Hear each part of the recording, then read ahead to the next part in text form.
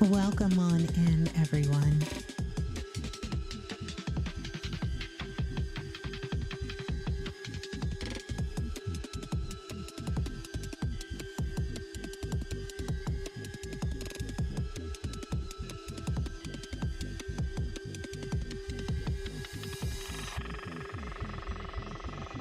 Oh, oh, my goodness. Oh, my goodness. Oh, my goodness. Oh, my goodness. Oh, my goodness. Oh, my goodness. Wow. Happy 2025. Happy 2025. Welcome everyone on in. Let us start out. Let's do a frequency sound check and make sure that you all can hear me. That you can hear me nice and clear. Make sure the broadcast channel is broadcasting. I am in the spaceship ready for us to take off. First of all, I want to say welcome to everyone who's joining me here live. I know this is kind of like a little bit of pop out magic. And so, yeah, yeah, feeling the vibes of 2025 already. And officially sort of kicking off this energy. So I want to welcome you all in. The Blue Room is open. In fact, we are broadcasting live only from the blueprint. Did I say blueprint? Yeah, we're going to be diving into the blueprint of 2025, but we are only broadcasting from YouTube here. So I want to welcome you all in, and I am feeling the love. And know that I am sending it back to each and every single one of you out there. I am Ms.Blue, the Soulful Oracle, and I'm so glad that you are here and that you are joining me live. It is something about joining live, about being live in this present moment. Yeah. So, I thought about it. I know I'm supposed to be on somewhat of a sabbatical, right? And I am. But I wanted to come on to give my 2025 predictions because many of the predictions that I've given in the past years, they are hitting back to back now in this time, 2025. And I wanted to kind of give us a heads up of what to look forward to. Now, I will say this because so many of you have sent me emails from all over the world and asking questions. And I want to say thank you all so much for sending me emails and asking me to come on to do this show because it is for that reason that I am here. But I want us to start in a very, very grounded space. In less than 48 hours, less than 24 hours, we will have a significant shift in our frequency, in our atmosphere on the planet. And I'm not talking about the full moon that's coming up. I'm talking about the change of the nodes. So there is going to be something that is going forward. I need you to add this to your tools because this is going to be one to live by. And we're going to talk about that in just a moment. Make sure you grab a pen, make sure you grab a piece of paper, something to write with, to take notes. I would also encourage you to like and subscribe and also save this share because I want us to come back throughout 2025, 2026, and even 2027 to come back to this particular show share here. I will tell you this off the rip. I have not listened to anyone else's predictions. Even though I was so tempted to, I promise you, it is some great soul beings on the planet that is doing amazing work. And so for that, I am forever grateful to be amongst the ones like yourself who is leading the forefront of really allowing us the opportunity to tap in a different state of consciousness and bring that message to the world at large. It is greatly needed at this time. In fact, one of the predictions I made about 2 years ago is that it would be very, very challenging to live on the planet at this time and not be using your multisensory abilities. And just do this for me. Just do this for me. If that feels like it's in alignment for you in the chat, I want you to write, I understand. No, no, no. Let's not do understand. Let's run that back. Let's write, I understand. You know, I understand what that's about. We got understanding, we have overstanding, and then we have understand. If you understand that, then I want you to put understand. I want to welcome you all joining us. Big shout out to King Simon in the building. And thank you for the inner stand. You know, this thought about understanding is something that takes me back. It takes me way back. It takes me way back when I was studying with the Seba, a Kemetic scribe named Seba Haru. And he had the inner Natirian scribes. And that was the first time that I have ever heard that concept outside of understanding. I heard the concept of inner standing. Because when you begin to understand something, it elevates you to overstand.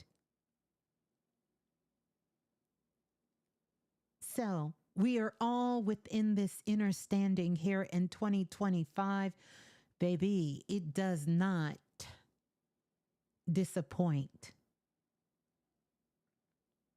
Because now more than ever,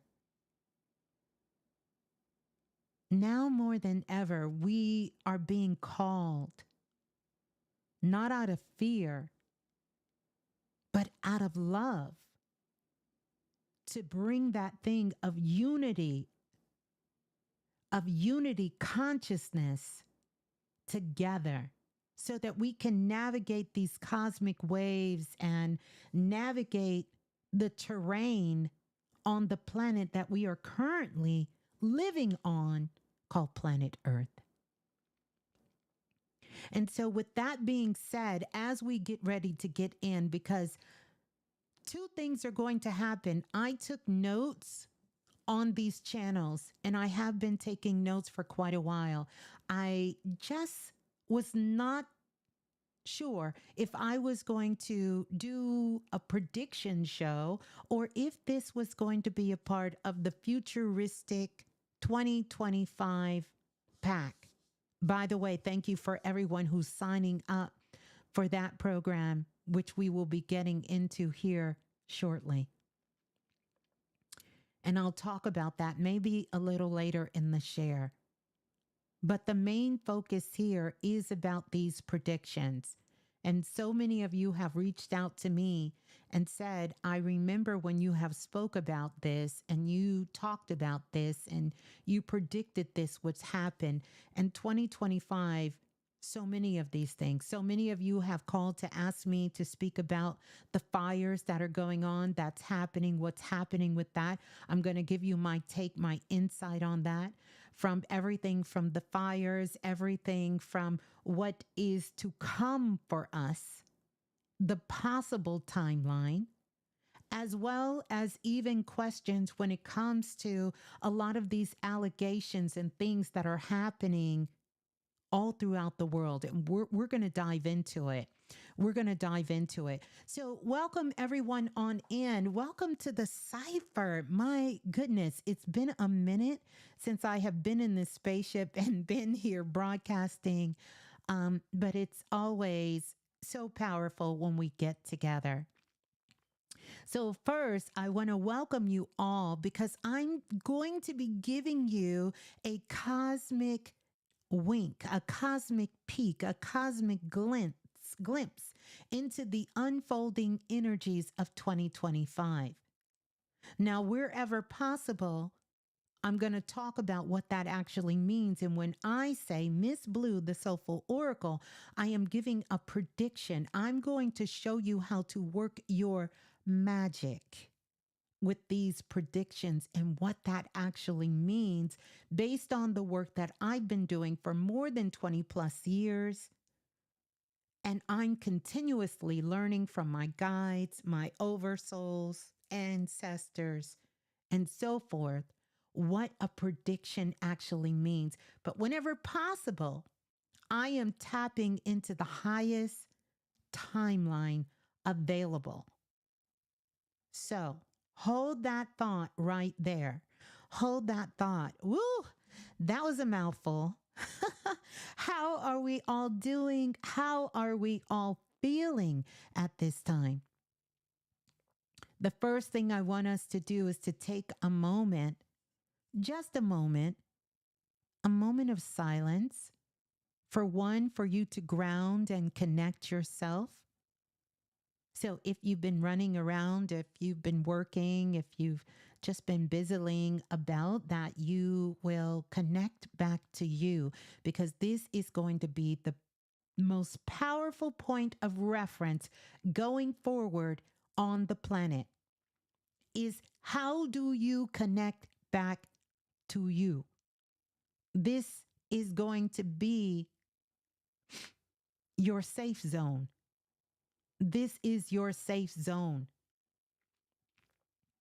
So the first thing I will say, we're going to send out blessings, send out love to all of those in the midst of the fire and the ice, because that's what we have going on the planet.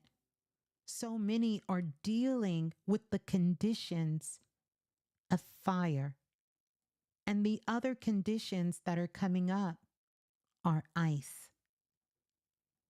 And let us not forget what is going on in between. We have the airways, the ethers. So let's take a moment while you ground yourself, while you allow yourself the opportunity to sit in the seat of your soul within your own Merkaba, your physical body, your spaceship.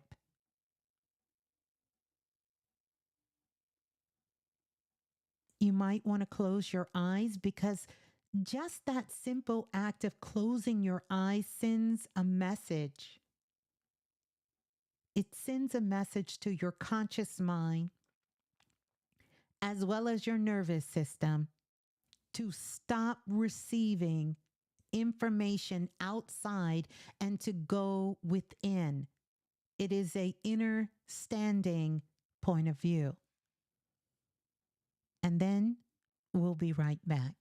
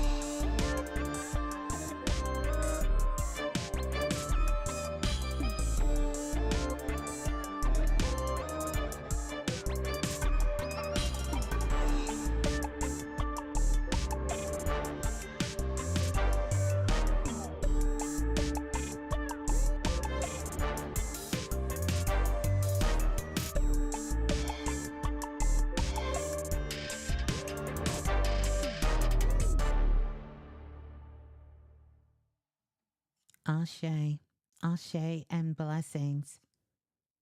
So, the first thing that we're going to talk about, and I think it should very well be the very first thing, we're going to get into the fires and everything that is happening in California. And I have been on the phone with many of my clients, many of my celebrity clients who have been in the midst of these fires, as well as some of our soul family members who are dealing with these fires too. Make no mistake, despite what you hear on television, it is not just those who are considered to be of the upper echelon or a particular social status that is being impacted, even though these are some of the greatest areas that are being impacted. I'm going to do a couple of things here. One, I want to kind of lay some foundation so you can understand where I'm coming from on these predictions. Like, where am I getting this insight, this information from? So, they're going to come from a multitude of places. Number one, it is coming out of the Akashic records. And many of you, if you don't know, this is one of the places that I am connected to.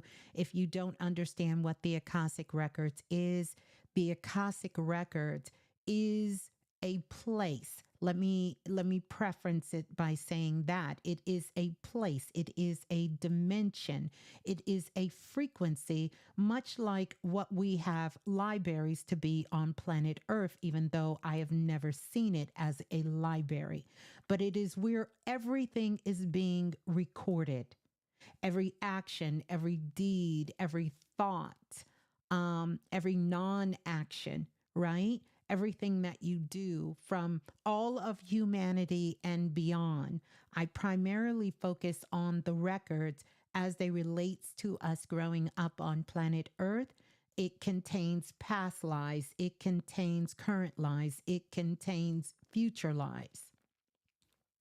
Now, the good thing about the Akashic Records is it doesn't need anyone's approval for it to be real. Now, who can access the Akashic Records? Well, the truth of the matter is everyone can access the Akashic Records because every single one of you has a file in the Akashic Records. You have a premier file that is specific to you, everything you've interacted with, every person, every place, everything, every element, every thought, past life, future lives, current lives, outside of Earth, inside of Earth, whatever you want to think about, everything is there. Now, there is a way for you to access the Akashic records, and we're all coming to glimpse with these Akashic records all the time, where you can even access it as a being who resides on planet Earth to see what is unfolding on the planet. Now, there is sort of a little twist when it comes to this Akashic records and understanding it, because even within the records are not written in stone or what we would call written in stone. There are points of destiny that is in the records. There are blueprints that reside in the records. So many of you who have had the Akashic record readings from me, or the spiritual consultations, or even had the visionary guidance sessions, we talked about these things that live inside the records. So that's one of the key places of where this information is coming from. The other place that these records information that I will share with you today is coming from, it's actually coming from my guides, my spiritual guides, my soul guides, my oversoul group. That's another place that these records are coming from. They're also, the information is coming from, excuse me, also the ancestors sharing their knowledge, sharing their wisdom as well, and helping to navigate this insight. So, this is where all of this energy is coming from, as well as my own higher self, all of which is connected to a divine source. Call it the Most High, call it the universe, call it God, call it whatever you want, coming from source. And that is not something that is special or particular for me. We all have access to this information on the planet. It's about raising your consciousness and awareness, and you will be able to tap in. Now, I wanted to do something a little different when going into the records, looking into the Akashic records, and really even some of the visions that I've been receiving over the last couple of years. I wanted to see what would be presented to humanity at this time? What would be presented to us here at this particular time? And I also wanted to see the possible timelines. Stay with me here. Not just the possible timelines. I wanted to see the highest frequency that exists inside of these timelines. I could sit here and I can tell you doom and gloom and make you feel like a victim and make you feel like you're hopeless and you're helpless. But that would kind of be defeating the point. So we're going to be looking at this, but I am going to give you the highest possible timeline. Where you reside within the things that will be presented to us in 2025 and beyond is up to you, based on what timeline, what frequency you want to connect yourself with. So I want to start there.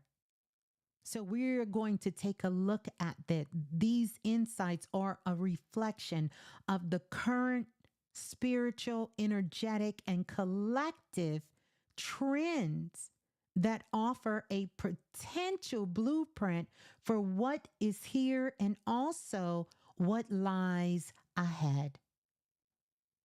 But remember, like the flow of the universe itself, the future, that thing that we are calling the future, that's why the futuristic activation 2025 pack is going to be so important. The future is ever shifting. You are shifting the future right now by all of us being here in this space. This is how much power you have right here. And so conversations that we are going to be engaging in at this moment and that you will carry forward, whether that is an internal conversation or a conversation you're having with friends and loved ones and other like minds and other groups, it will continue to shape what we know this future is and that timeline. So while the currents of destiny is guiding us, our free will, intention, and actions and unforeseen circumstances, these are the things that can actually alter any course at any moment. So I want you all to say this with me and type this in the blue room. See, it's something about being live. Even if you're listening to this afterwards, it is still live. I want you to type this in chat.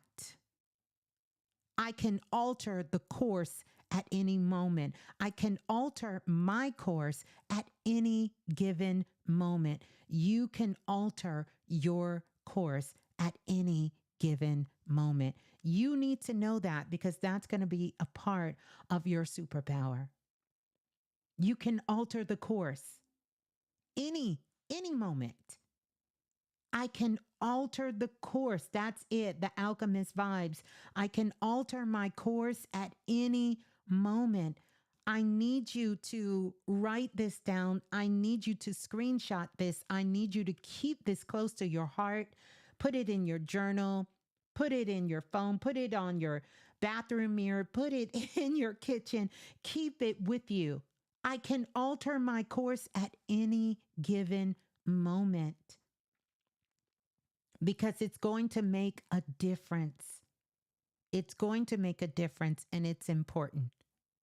So it's also important to remember the reason I'm telling you this is that predictions are not fixed outcomes. They are not fixed. You understand? You know how sometimes in astrology you will hear them talk about fixed signs? We'll talk about these air signs. We'll talk about some fixed signs. Predictions are not fixed. You are not fixed. These are mere cosmic symbols that are whispering, inviting us to prepare, to reflect, to align, and to choose higher possibilities. So it's important that you know I can alter my course at any given moment. When you're being presented with something, when something is in front of you, if you say that statement, it becomes a activation statement. I know you can feel it energetically, just even if you repeat that statement internally and not even say it out loud, you can feel the shift in your energy immediately when you say it. I can alter my course at any given moment. You can alter it. You are altering your course right now for a higher timeline. When you said that, you have altered your course. So with conscious awareness, collective action, we have the power. And I want you to understand. Notice I didn't say I have the power. You have the power. That is true. But we have the power with conscious awareness, collective action. We have the power to transform challenges into breakthroughs. And we get an opportunity to step into timelines of healing, creation, and growth. So, I want you to understand my visions that I am showing with you at this time. I don't want you to see them as absolutes, but see them as spiritual markers that is going to help navigate the tides of change. And to do that with wisdom, with courage, with grace, with love, with action. So here we go. Here we go. I just kind of wanted to put that out there. I want to say welcome to everyone. We have more than 104 people listening live. Let's hit that like button because yet again, I can alter my course at any given moment. And if you are here and you're choosing to be present in this moment, let's send a cosmic message and a signal to someone out there that possibly could take this message, hear this message, and learn that they also, too, can alter their course at any given moment. And let's hit that like button. It doesn't cost you anything material, but energetically, it speaks volumes. So I want to talk about the fires and the fires that are going on. Many of you know that when the fires first started in Canada a few years ago, that was one of my predictions that came up.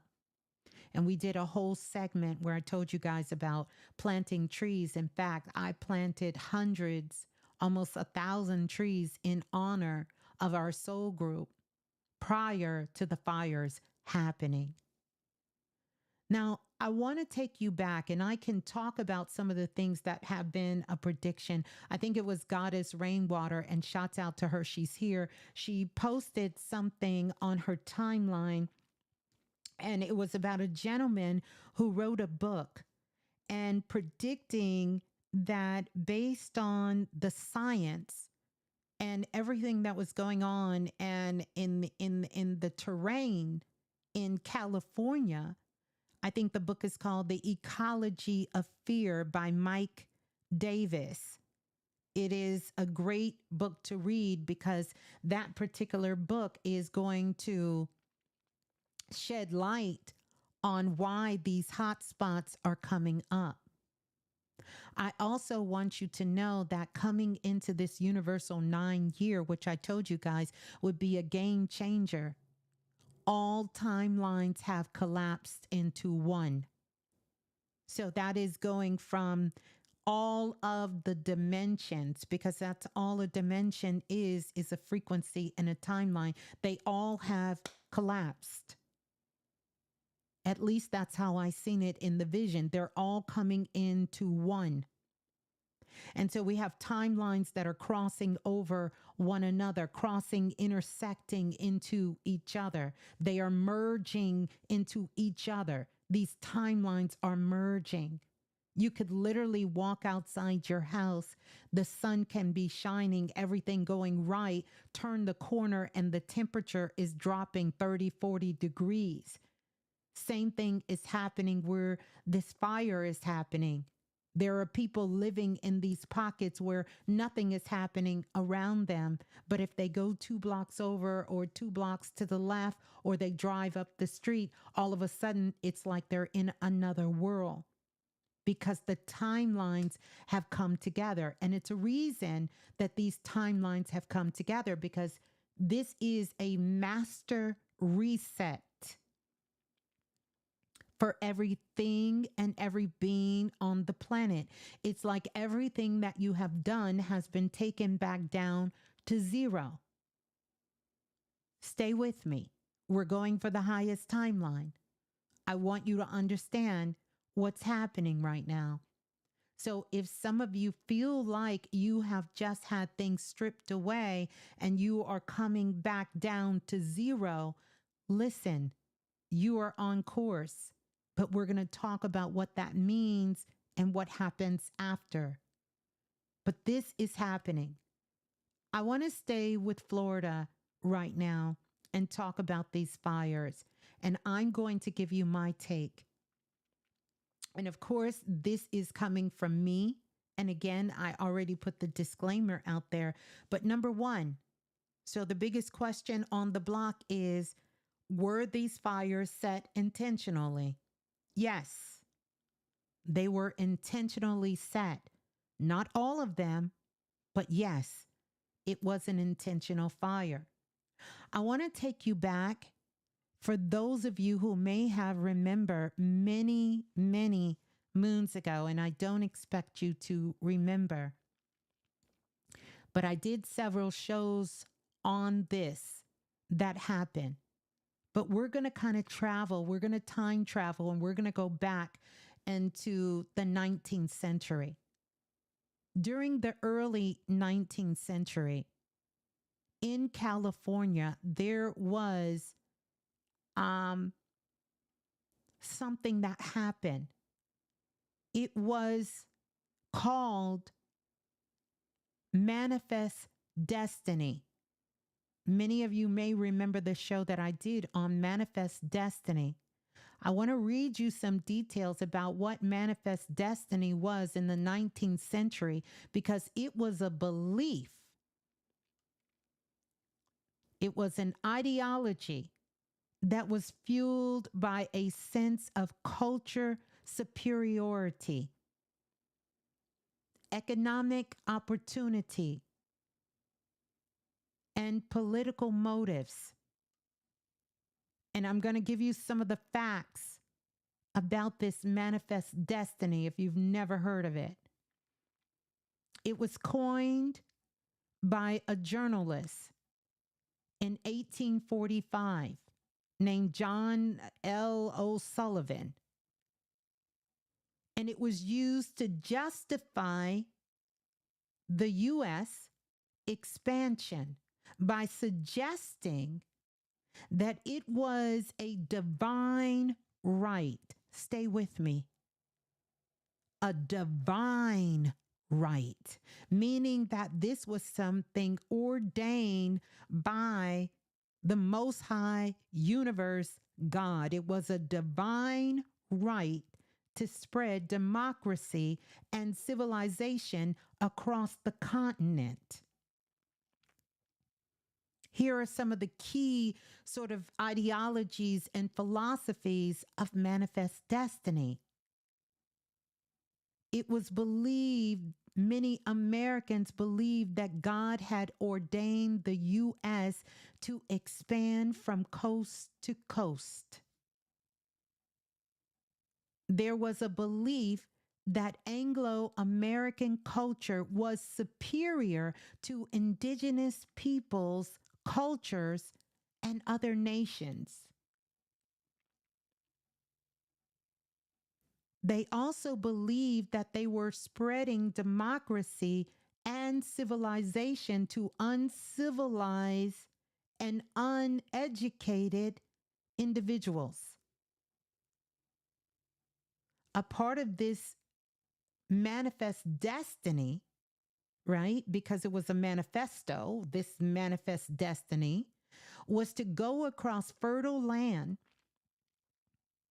retrieve it, open up new markets, and have access to natural resources was the reason that they did it.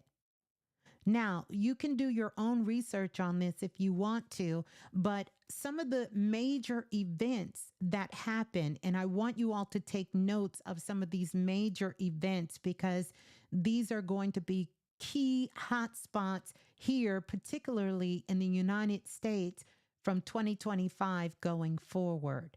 And you will see this playing out. The first one was in 1803, it was the Louisiana Purchase. This was a part of this manifest destiny. And the U.S. doubled its size after it purchased Louisiana territory from France. Hold that thought about France because a lot is going on in Paris, and that's going to come up in these predictions as well. The other one was the annex of Texas, which was in 1845. So here we are, we're probably about 30, 40 years later. The Republic of Texas was then annexed into the U.S., increasing tension with Mexico because for those of you who didn't know, Mexico was owned at one time. Texas was once a part of Mexico. The next place that we're going to move to in the late 1840s is what they call the Oregon Trails. And there were thousands of settlers who moved westward using the Oregon Trail. Now, the Mexican-American War between 1846 and 1848, it sparked, hear me close, border disputes. What is happening now? Border disputes. Yes, we've had them go on for a long time, but it's going to get even more intense. And this war led to the U.S. acquiring vast land throughout the territory of what they call the Guadalupe into Mexico, that region. In 1848, this was the California Gold Rush. And this California Gold Rush was the discovery of gold that brought a massive influx of settlers to the West. And then in 1853, the U.S. purchased land from Mexico to build the Southern Transcontinental Railroad route. Why is this important? These things are important because what is happening in California at this particular time. We had the manifest destiny that happened during that time. And now we have this. We also have not just the manifest destiny. And I don't want to lose my thought because listen, I probably could do a whole book on um on this, but I'm not going to, of all of this research that I did here. But these are just some of the things that I want you all to start thinking about when it comes to these key events and what it really means now. Because we had two things happen. We had the manifest destiny, which happened. And then right after the manifest destiny, we had the great migration that happened. Now, the difference is the Great Migration was this movement of African Americans that moved to the rural South, to the urban North, and also to the West during the early of 20th century. We're talking 1916 to 1970, and they were in search of better jobs and opportunity to escape segregation, racism, and things that was happening in the South. So we have the Great Migration, which took a lot of people out into the West. Yes, they went to the North, but they also went to the West in that search. And then we had the manifest destiny. So let's talk about what's actually happening right now. It's a lot of similarities that is taking place, but not between what happened back then. How many of you, do we have anybody here that is from Philadelphia or have lived in Philadelphia? Anybody from Philadelphia? Anybody? Anybody? Anybody in the building? If you are, well, I want to take you all back to 1985. In 1985, there was an event that took place. And I'm telling you, I remember when I first heard about these fires, it reminded me of this. And I seen a vision and I went to go look at this. It's called the Philadelphia bombing. And this was a tragic event where the government actually dropped explosives on what it was a group of individuals called the Move Organization's homes and blew up a whole neighborhood and set them on fire. The whole block, the whole community went up in flames. I want you to think about this. Now, both of these events involved fire as a force of destruction. Both also a reckoning. It was a reckoning that was happening, a purging of old systems, old beliefs, and ways of living that was deemed out of control. When I went on social media and I seen some of the comments and some of the thoughts of what people were saying about these people in California whose homes were getting burned and their responses back. And it was as if people were saying, this is what you get because you are living out of control. You have this exuberant homes. You have all of this money. You have all of these things. You have taken over this land. You know, you are living out of control. This is the same mindset of what caused the Philadelphia bombings. They felt like these people were out of control. They felt like they were trying to force their will and their rights. They felt like these people were not going by the same system that everyone else on the planet was going by. I want you to think about this. If you look at fire from an elemental point of view, fire is not just transformative energy, but fire exposes truth. Fire also consumes what is no longer serving. It also forces humanity to rebuild. Wherever fire is happening at, fire forces humanity to rebuild.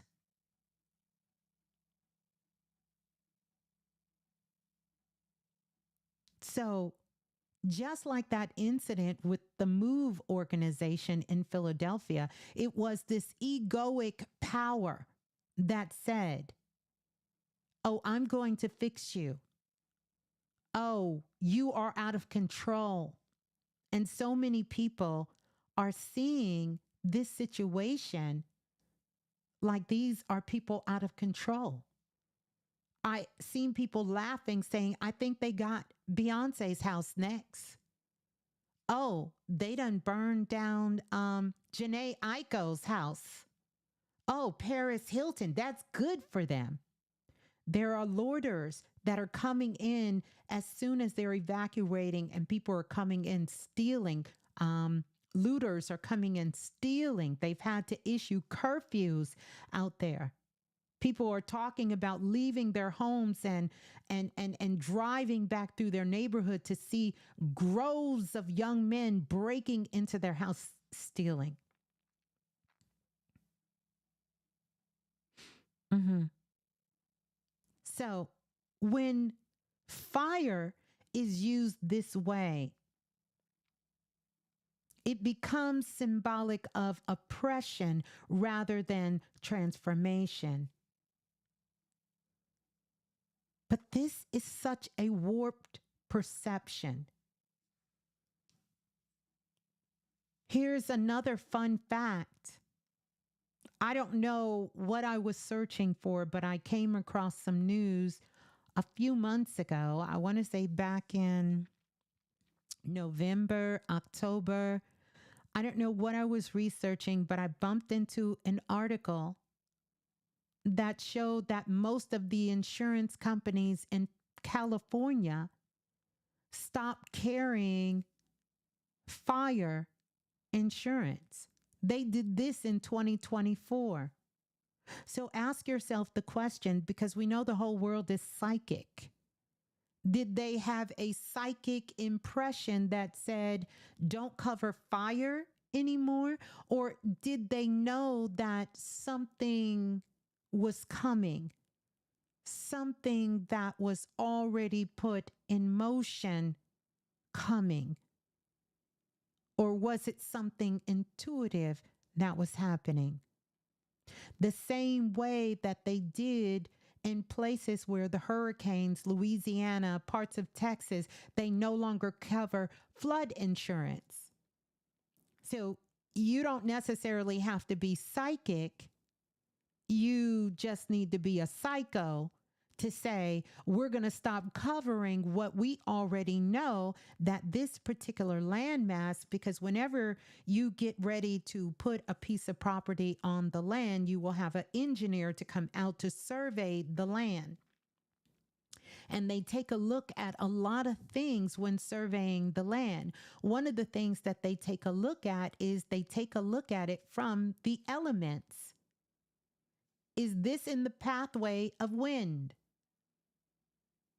Is this in the pathway of water? Is this in the pathway of fire? Or is this in the pathway of earth, as in earthquakes? They know this. I told you all the story so many years ago when I was going to get a hot tub.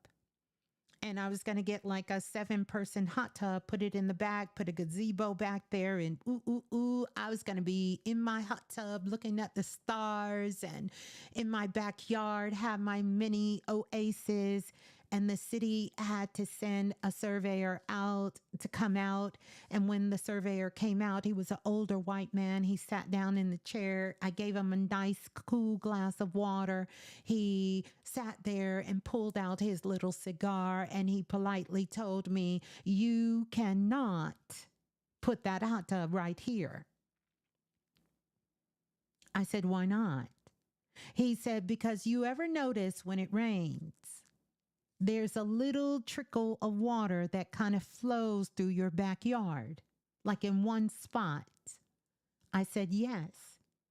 He said, "Well, you cannot stop that flow of that water, because eventually that water makes its way from your backyard to the Gulf of Mexico." By the way, our new U.S. president wants to change that from the Gulf of Mexico to the Gulf of America. Word on the streets. I don't know if it's true, allegedly. But anyway, I could not. I could not. I could not put that there because that water seems like it was just a little puddle that sometimes would be in the center of my backyard. But that little puddle goes into a stream. That stream goes into a little lake, and that lake goes into a river, and that river goes into the sea, and that sea goes into the ocean. So my point of saying this is, yes, the fires were intentionally started. Yes. Yes. Yes. But fire, when you have winds up to 40, 50 miles per hour blowing, and you have an atmosphere or a condition, it's going to jump from place to place to place to place. They've already caught several people, and more are in question about these fires. And that's a really, really sad thing. It's a really, really sad thing, because your home is the place that we feel safe. I promise you, so many people have lost so many things. And I have talked to several of them, both from day-to-day people like me and you, and also some who are celebrities. And no one is concerned about things. They are concerned about their lives, and they're concerned about things that were close to them that cannot be replaced.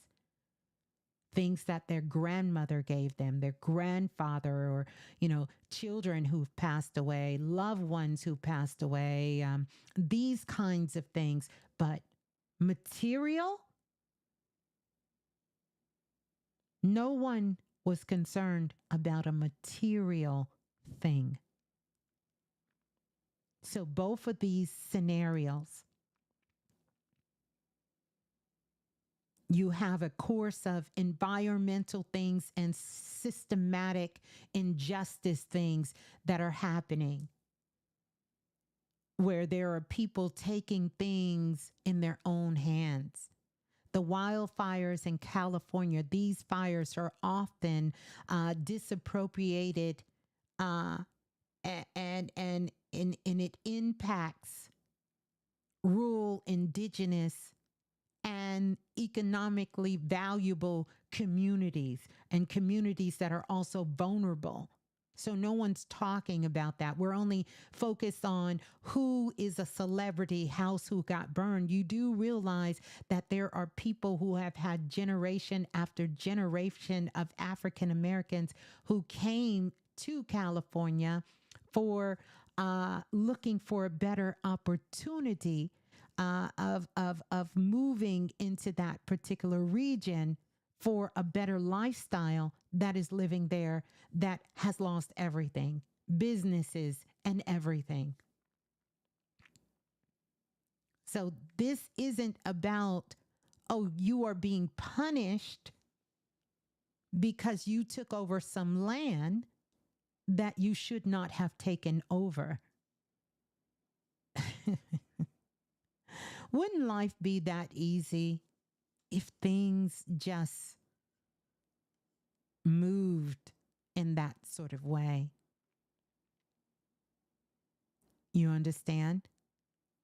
The California fires, you know, some would say invoke the spirit of Pele, the Hawaiian goddess of volcanoes and fire, symbolizing creation through destruction.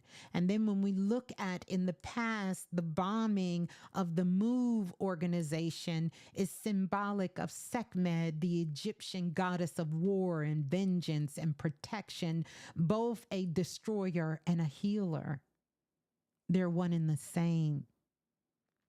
Both of these archetypes reminds us that fire doesn't only destroy, because that's true. Fire will destroy, but it also reclaims, it resets cosmic and earthly balances.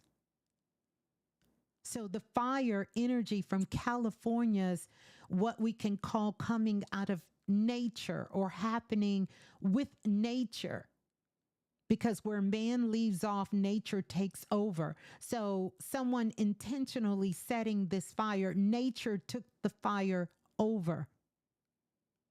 And then Philadelphia's tragic, that incident, it represents a reckoning with a whole lot of shadows and energy around it.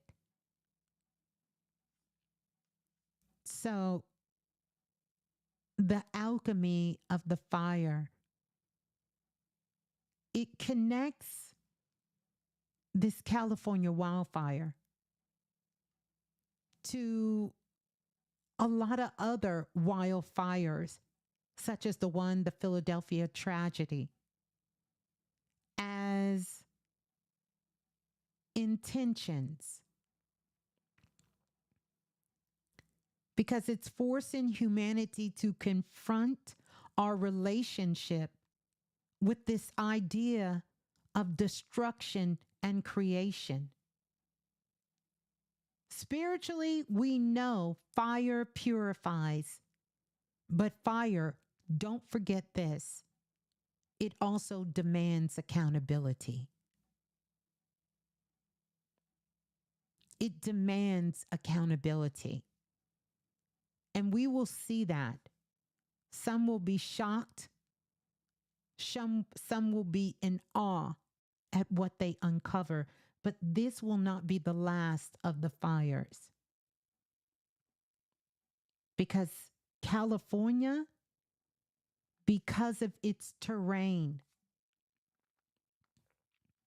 and because of how the houses and the cities are structured, they are going to be susceptible to these fires. We're also going to see more fires in Canada and also in Yosemite Park and other places around the world. These fires are going to be there. So I wanted to talk about that because I know that was heavy on many of your hearts. I want to continue, since we are talking about the elements, to continue with the elements. And did I not?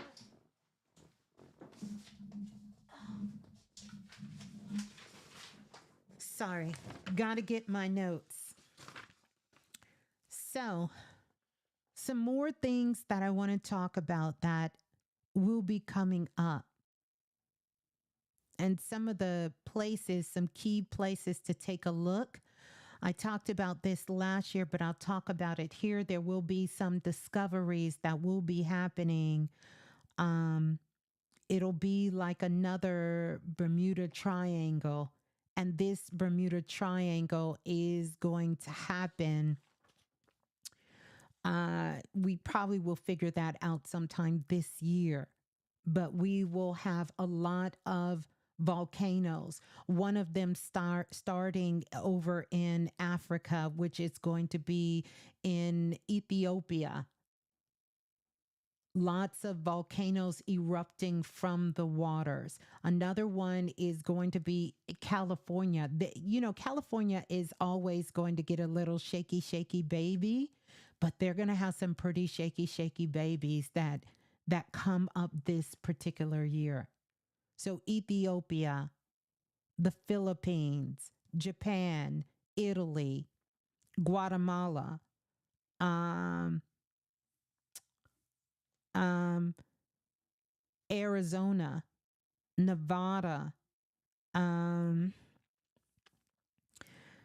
I'm looking at my notes here because I wanna bring some of these things up. You're gonna see where these earthquakes, where these things will start to happen in these places that is going to change a lot. No doubt within the next going forward, eventually we will eventually have a whole new map. A whole new map.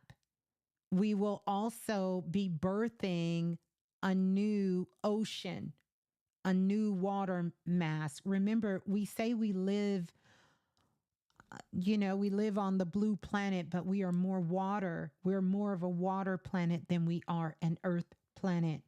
Keep that in mind. Yeah, that Bermuda Triangle is going to come. It's a major portal that will open from underneath. And also the other place, Alaska. Alaska. That will happen. Another earthquake things will happen. New York, New Jersey, up the coastal line going from California, Chile, another one, South Dakota. I said Nevada, that is there. Alaska and Ohio, it's going to happen. And also parts of Mexico. Now, I don't think all of these will happen in 2025, but going forward, you will be able to see, we will get a glimpse of these things that will be going on, that will be happening at this particular time. I'm gonna try to keep this by I'm gonna try to keep this by subject if I can, right? So I don't get too lost in my own notes here. Let me know if I am moving too fast. But let me go to this. All right. So we are going to be going through what I would like to call a mental health revolution that is going to be happening during this year. And what's going to happen is it's going to be a key figure in the world that is going to suffer. Um, and this is more of a political figure that is going to suffer from some sort of mental health crisis, but it's going to be lived out publicly. And what that's going to do, it's going to start a global revolution for mental health, for mental health. I know what y'all are saying. We've already seen key figures have a mental health crisis. No, this is going to be one where no doubt it's going to change people in a very, very big way. In fact, it's going to change people to the point of what's going to start happening is it's going to be new laws that will emerge. and it's going to be promoting holistic and alternative care. Like, you know how we have urgent care centers? We are going to start having mental health care centers, and they're going to be like urgent care centers for mental health. And they're going to be focused on some innovative teachings, treatments that's going to be happen. And it's going to be a mixture of traditional and alternative measures. Some of the key places that are going to be the front runners of this place, the first place is going to be Florida. Florida is going to be the one to open up one of the largest and one of the first of these centers. And it's not going to be like anything. It's not going to be like going to what we quote unquote call the mental health ward or being in the mental health sector. No, it's going to be state of the art. Florida, Kansas, Texas, and New Jersey. They're going to be in the United States, are going to be some of the key places where these centers will open. And they're also going to be in remote areas. They're going to be in remote areas, and adjacent to them, when they integrate individuals back, they're going to be located near AI cities where there's no drivable cities, like these cities that are going to be popped up where you don't drive. These are going to be walkable cities. They're going to put them next to walkable cities where there are no cars. And these are going to be some of the havens where we're going to see a lot of people thrive in these particular areas, because this is going to cause a major shift in mental health care to holistic health care. This is going to be some state of the art solution based centers, and it's going to add increased support for insurances, for companies, and also employees. That is going to happen. And I've seen that very, very clear. All right. Another one, some things to look out for coming up. We are going to be hit with another epidemic, a completely different type of epidemic. This time it's going to come from food. It's going to come from food. And it's going to be, here are some foods that came across in my vision. I'm going to give you the list of the foods. Avocados, grapes, bananas. These are going to be the three. And here's the importance. It's going to be some sort of bacteria or something, and it's going to start with seedless grapes, but then it's going to also impact seeded grapes. It's going to have something to do with the grapes, and it's going to have something to do with avocados, and it's also going to have something to do with bananas. And a lot of people are going to fall ill, and some will not make it through it, but others will. The other thing, I want to talk about food for a moment. I know many of us here, we don't drink milk, but it's going to be milk and milk products, milk byproducts, and things that are made of milk. It's going to be a very, very big thing. Let's talk about meat. Two things that's going to come up with the meat. Yes, chicken is going to be one. It's going to be some sort of bacteria that break out with chicken. And the other thing, I've seen this clear as day, and I'm going to tell you because I have a personal experience with it. And it's also going to be beef. So mad cow disease is going to make its fronts in the Americas coming up. I remember this because when I lived in Europe growing up in the 80s, I never forget when we came back And by the time we got to high school, we came back to the States, and me and my brother was in high school, and they were telling all the kids that we could get a day off from school if we donated. Remember when they were having the blood drive? And one of the questions they ask, have you ever lived outside of America? Where did you live? And because we lived outside of America and we lived in Europe, we can never, ever, ever give blood. And it was because during the time that we were living in Europe, they had an outbreak of what the world knows as mad cow disease. So we're going to have a brush with that. Some other symptoms that is going to come up. And let me add something else. And it's also going to be some issues with bisons coming up because some people eat bison meat.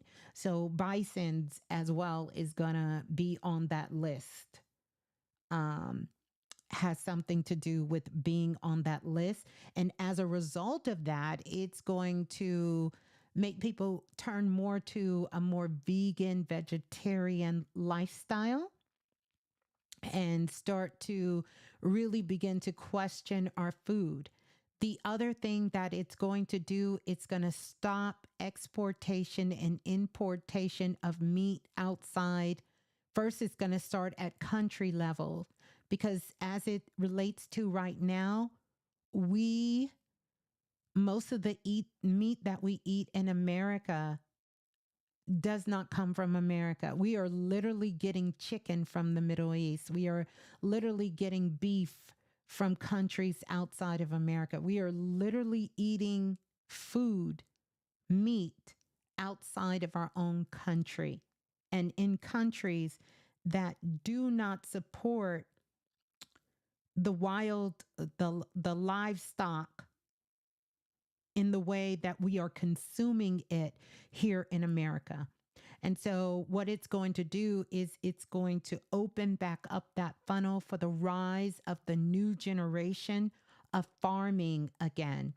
And so, farmers are going to, um, it's going to be a lot of push, a lot of states, a lot of places are going to offer people an opportunity to become farmers. Like they'll say, we'll give you farming land, we will give you money for a house, and the government will pay for everything. You have 3 years to kind of get yourself up and running, and you'll be able to start your own farm. So a lot of starseeds have been prepping to become farmers, having a hard time being able to secure land, to secure livestock, and being able to do that. Well, that's going to change. That's going to change because of these incidents that were going to continuously happen with food.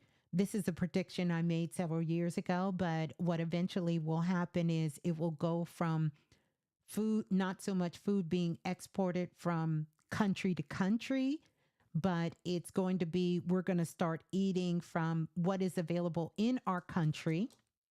And then we're going to start eating what's available in our state. And then you will start to be more inclined to just eat those things that's in your city, that is going to be in your city. I did a whole show about this and how I seen this coming, but I see now what is sort of going to kick that off and do that. Let's see. The other thing that is going to happen, I want to make sure I'm covering all the food that I got. Let me check my notes here. Um, yeah. So, yeah. So what's going to happen is it's going to be the return of the local farming and community-based agricultures, that will counter global food supply chain disruption. So there will be a big disruption in our food supply chain, that comes through, and because of that disruption, we're going to go to Yeah, I did predict that before. You're right, Queenie and Lola Falana. I did. Yeah, you're gonna see that, and it's gonna change everything. Okay, so let's keep going. This was an interesting one, and I want to talk about this.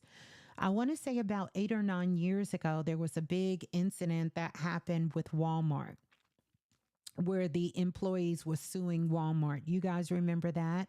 And it was a lot of the mom and the pop stores that were upset because they said that Walmart put them out of business. And we did a show on that. And I said, don't worry, soon the mom and pop stores will come back and Walmart will start to close. Now, I didn't predict COVID was coming, but we did predict that it would be something to come that the world has not seen in a very long time. And we did also predict at that particular time that it will be the rise of the entrepreneur, right? And so we are seeing another phase of this entrepreneur rise with this whole Walmart thing. But hear me out. I don't know how this is going to. I tried to go as far as I could with this vision and it kind of stopped.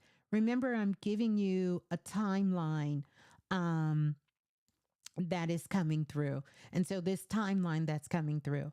So, what's going to happen is during that show, what I stated is that everyone would be an entrepreneur. Like literally, everyone will be an entrepreneur. There will be some changes in what your social security number means, because that social security number is going to serve as your business number. It's going to serve as your everything. So that's going to serve as your everything for you because everyone will be required, or at least every household, to be have some form of entrepreneurship taking place. Not because they're forced to do it, but because that's where we're moving towards, right? So here's the thing. It's going to be a big shakeup in what we are calling the holistic communities. So we need to pay close attention to this and definitely make sure we are putting our energy and our frequency out there. But it's going to be a big shakeup. And so what's going to happen is they're going to start putting tight regulations around the holistic, the energetic um, community, alternative healing community like never before, because it's going to be as dominant as Western medicine and traditional doctors and that sort of thing. And eventually it will be a part of our healthcare system, meaning that it will be a part of your insurance, which I've talked about this. You could literally say at the beginning of the year, twice a year, and during your solar return and at the beginning of the year, you can actually go to an astrologer, and whoever you're working for, or even if you're self employed, it will be covered under your insurance plan that you can get an astrology reading to see what's going on. You know how for dentists you can get 2 cleanings per year? Well, you can get 2 energy healings per year. So whether that is you want to go get some Reiki done, or you want to go, maybe go on a retreat, or you want to go to one of these holistic centers that will be available for you, you will be able to go and get these services done. That these are alternative services, but you will be able to get these services done, and they will be covered under your insurance and your healthcare plan. Because of that, there is going to be a big push and an attempt to have tight regulations about who is qualified to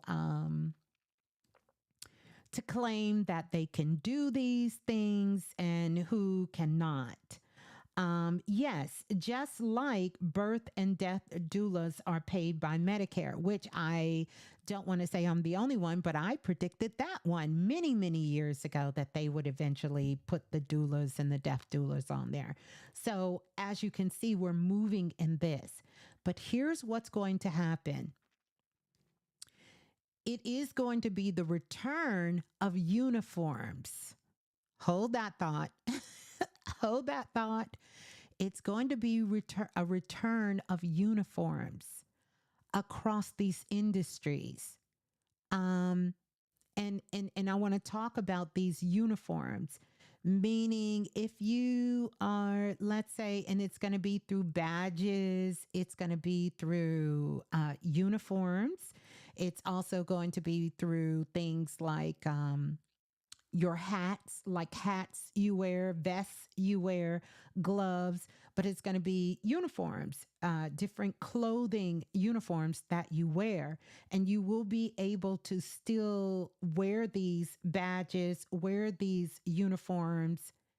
Let's say you are, let me give it an example. Let's say you're a film director, but you're also a holistic healer.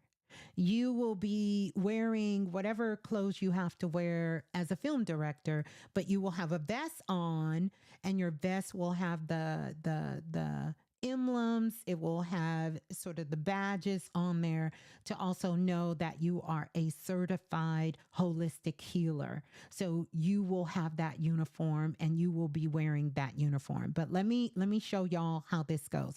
But this is going to return excuse me, across industries, excuse me, cross industries, as well as also in other countries. So it's going to have a international element to it, but but it's going to trickle itself over into other areas.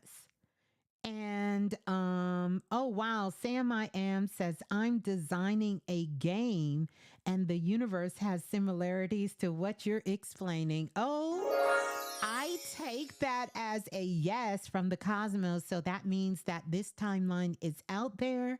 Sam I Am, congratulations to you. Well, let me tell you what else I've seen with this. So it's going to be a major project. And there's going to be three key members who are going to be big players in this field. They're not going to be the only ones, but they're going to be three big players in the field. And it's going to be Pharrell Williams. It's going to be Kanye West.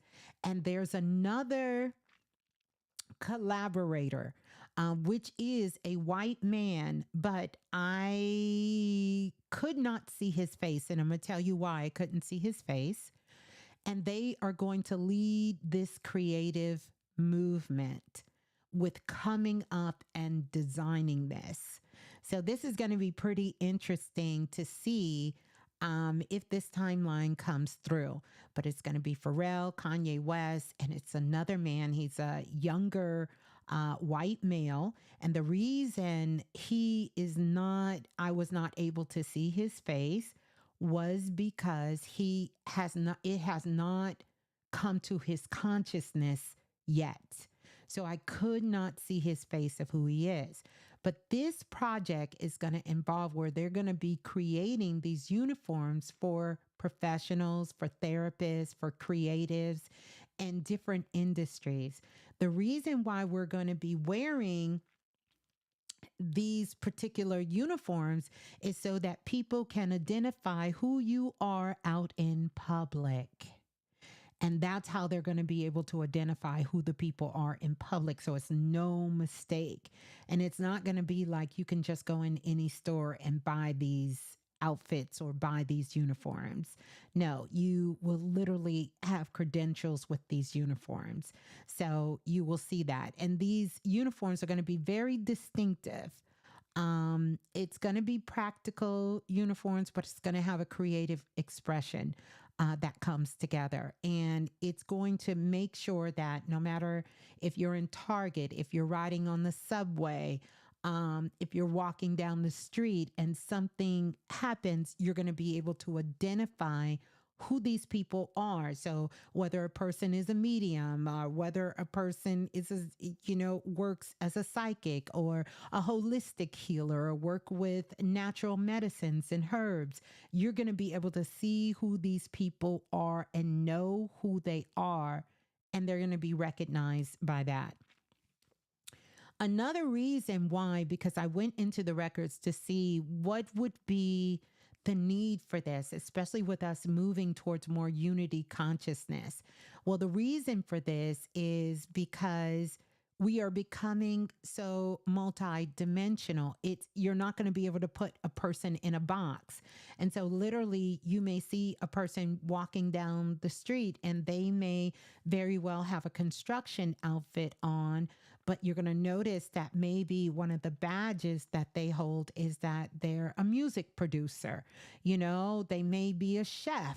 They may be, they're going to have all of their credentials to know who these people are. It's going to foster more community. It's going to foster how you can't put someone in a box and just say that this person is this.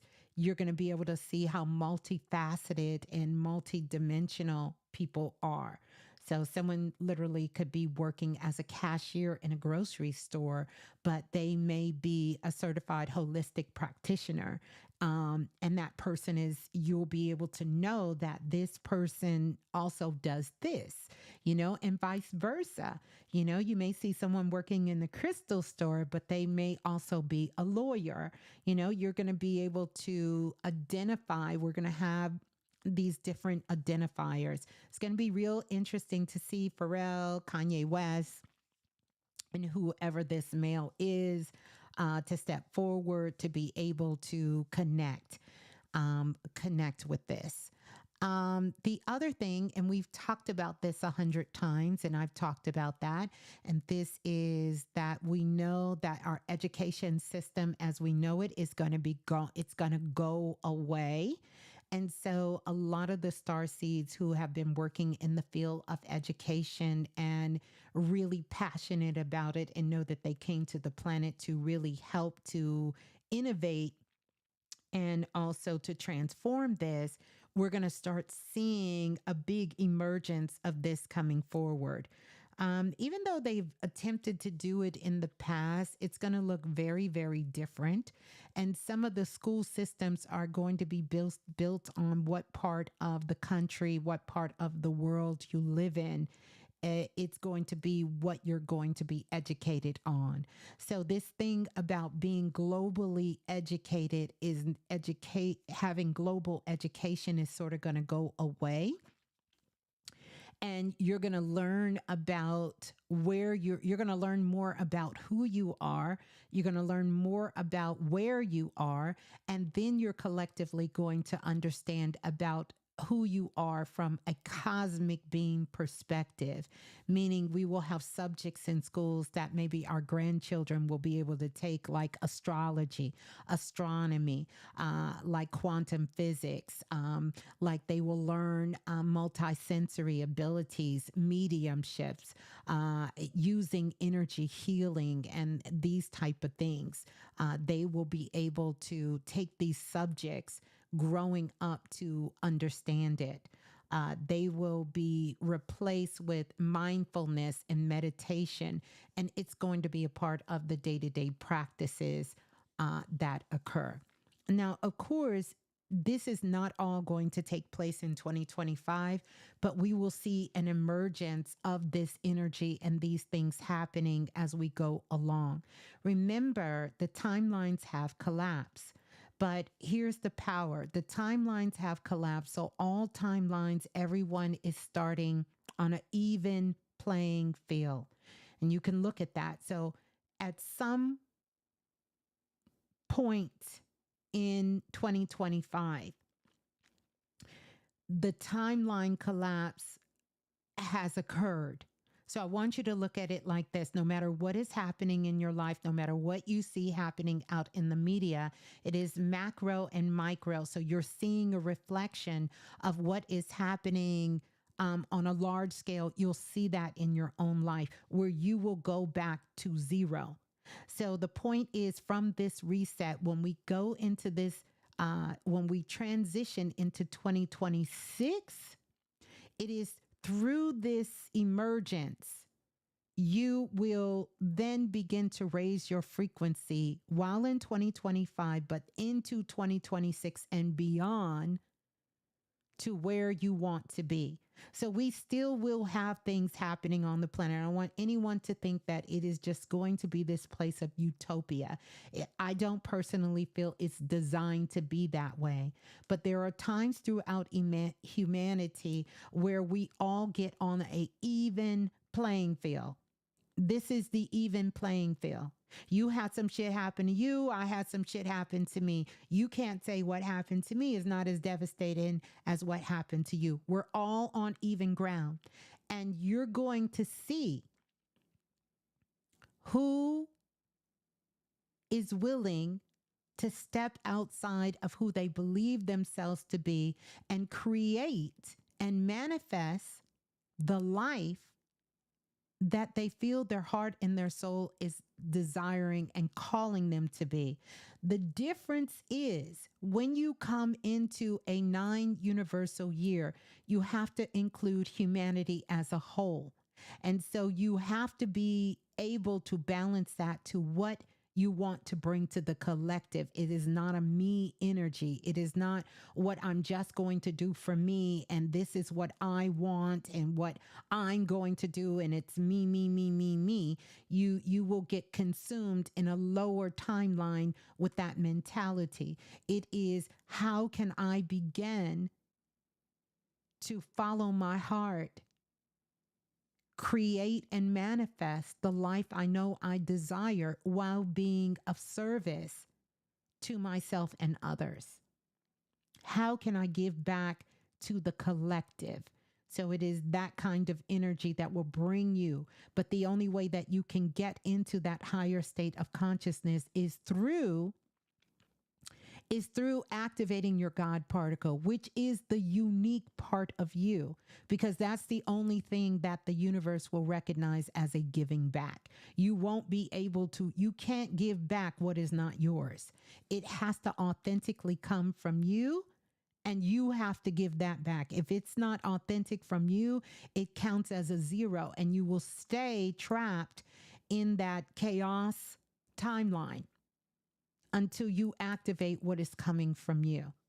And so there's a lot of internal work to get there, which I know if you're here, you have been doing the internal work. And so it's about you being able to follow the true heart, because true hearing comes in through the heart. I also want to talk about not music. I want to talk about money. I want to talk about money. I want to talk about Bitcoins and, I want to talk about Bitcoins. I see that this year is a great year if you want to invest in Bitcoin, but it is not going to pay out this year. It's going to be a year of a lot of trials and tribulations, of a lot of losses in Bitcoin. It's not going to look the same. It's not going to look the same. These highs that we're seeing, it's not going to look. And the cryptocurrency, it's not going to look the same. It's not going to look the same at all. So it's not going to be one of those things where you invest and boom, you're going to get rich. It's going to start acting much like stocks. It's going to go down. And granted, I don't know anything really about Bitcoin. This is what I seen. I seen the Bitcoin and I seen it dropping very, very low, especially as I went further and further and further and further out with Bitcoin and this cryptocurrency. Matter of fact, it's going to be another big scandal within that community. And once all of that is sort of resolved, then you're going to see it sort of kind of rising itself back up. So again, this may be an opportunity for someone who has not, purchased any Bitcoin, or maybe you wasn't in the position to purchase any cryptocurrency, any of that, that when it drops really, really low, that would be the time for you to maybe get in. But I think we're almost 3 to 4 years out before this becomes a thing, a thing that is sort of kind of going hand in hand with something that is sustainable. I still just see we're too far out from what um, I could see. So that brings me to the next thing that I want to talk about. And the next thing that I want to talk about is some of the ascension symptoms.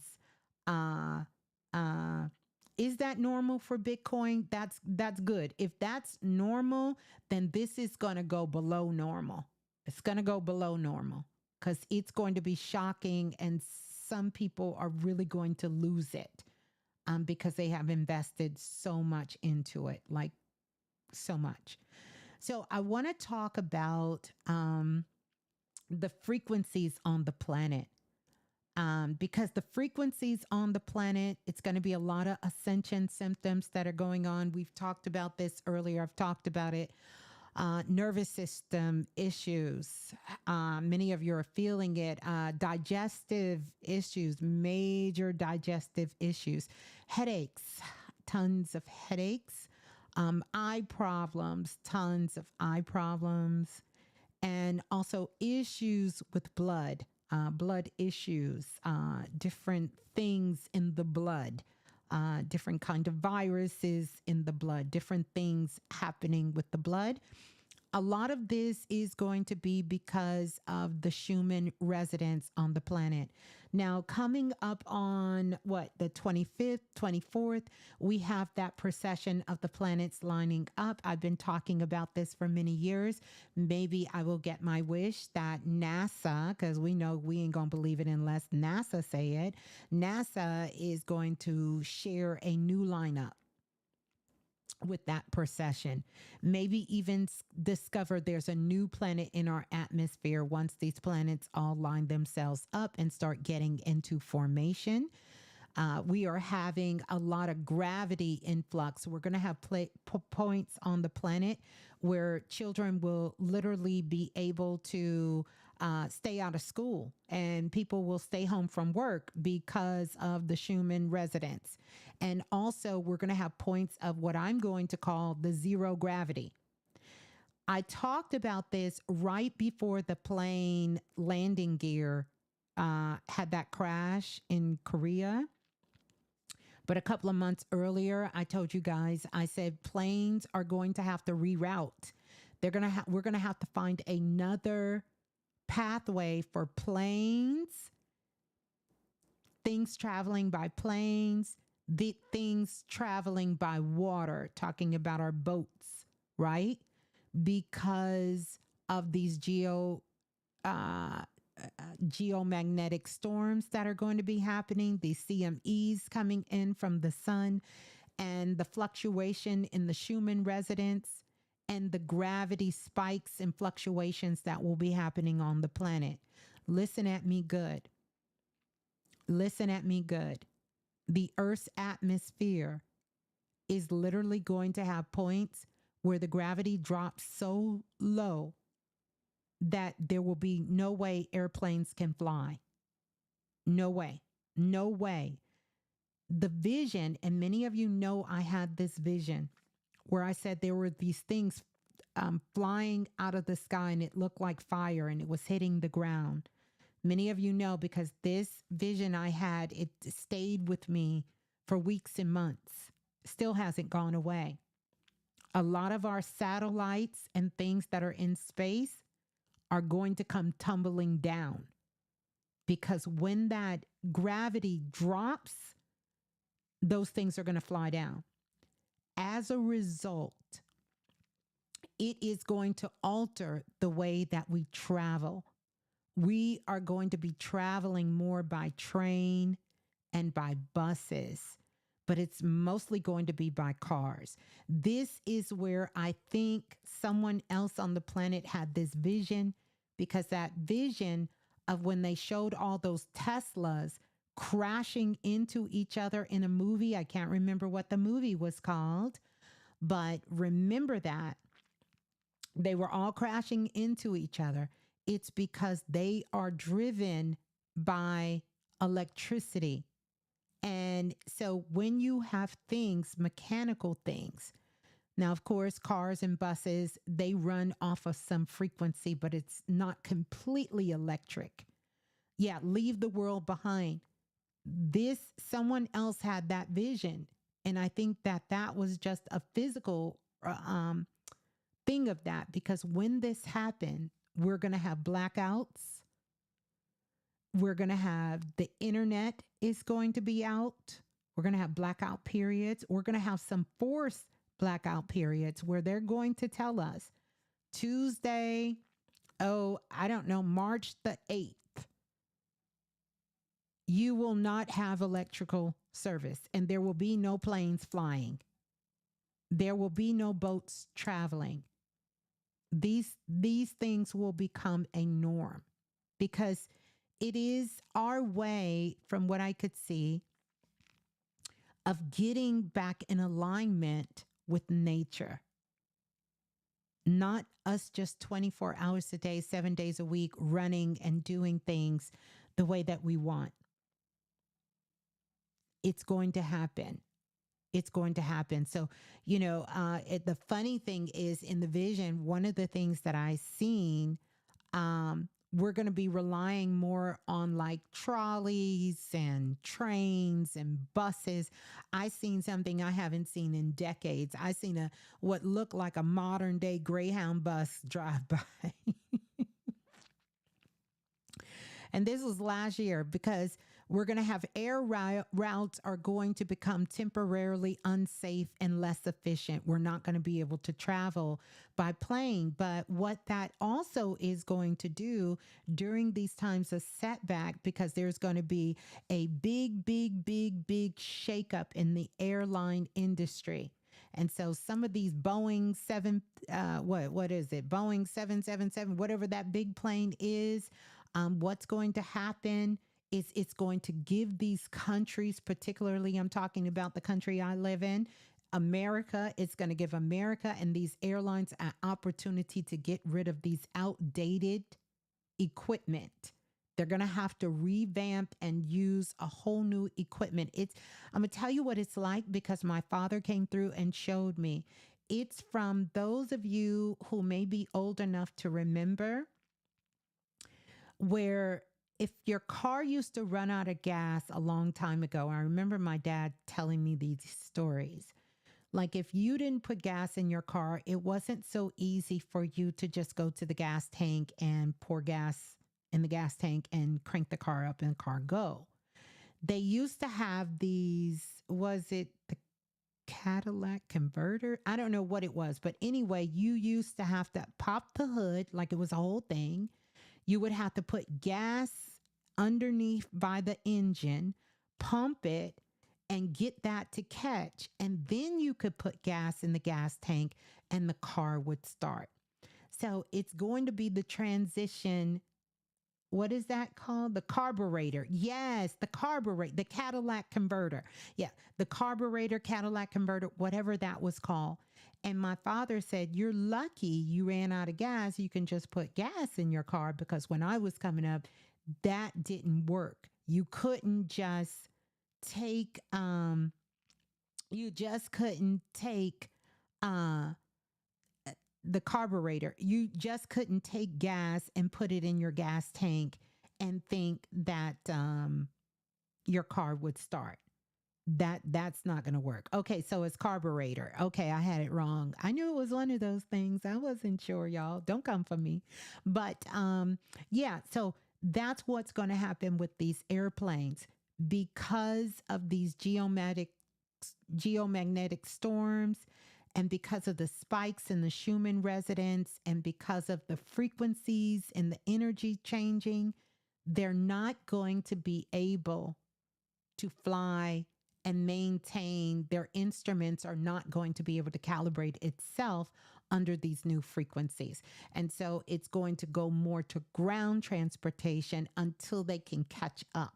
And once they catch up, then we can go back in the air. But then it's going to be almost like futuristic in a sense. It's almost going to be like some of the new planes.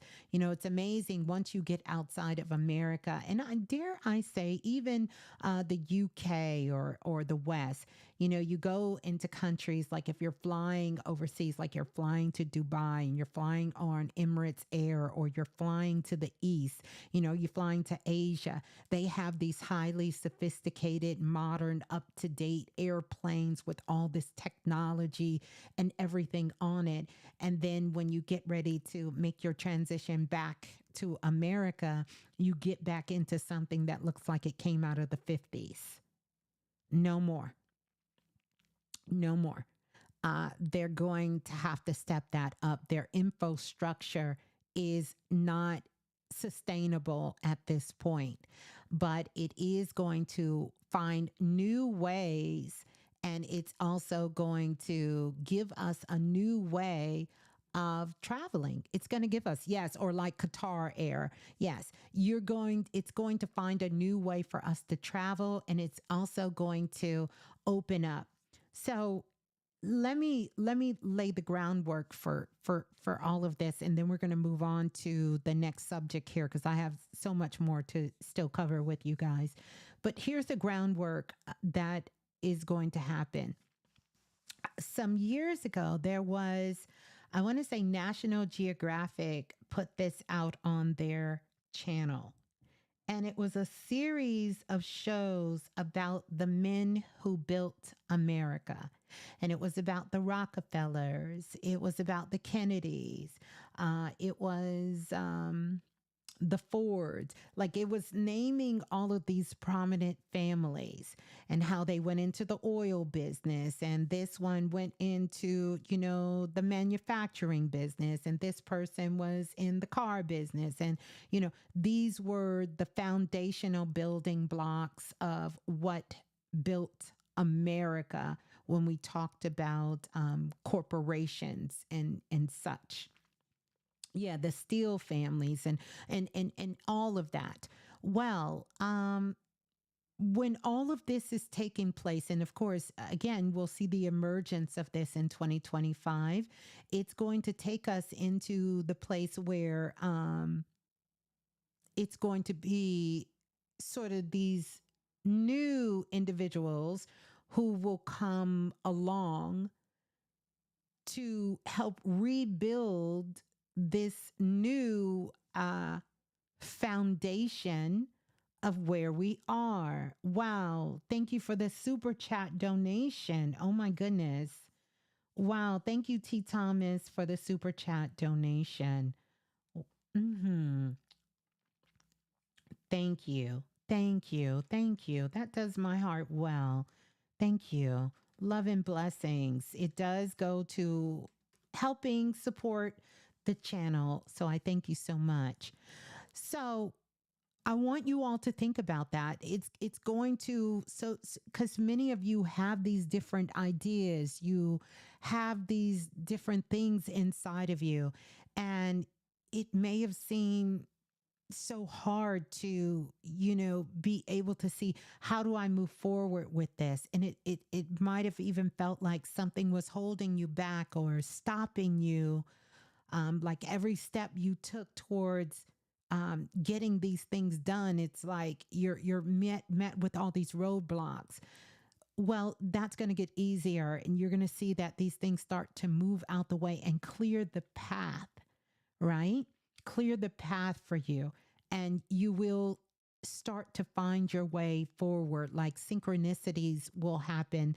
The year of 9 is about synchronicities, and you will start to meet the right person, or someone who has that missing piece of information that, you know, that you know that where you are, like you don't know anyone who could get you in contact with that person. And so it can happen. You could be having a conversation, you know, in the grocery line, or you could be having a conversation, you know, on your way to work, or, you know, these just these things. And it will begin to start synchronicities. These things will start to line themselves up, and you will be able to connect yourself. You'll be able to connect yourself, and that synchronicity will pull you into that, and you will see that you won't have to struggle as much as you've had to struggle in the past. None of us will.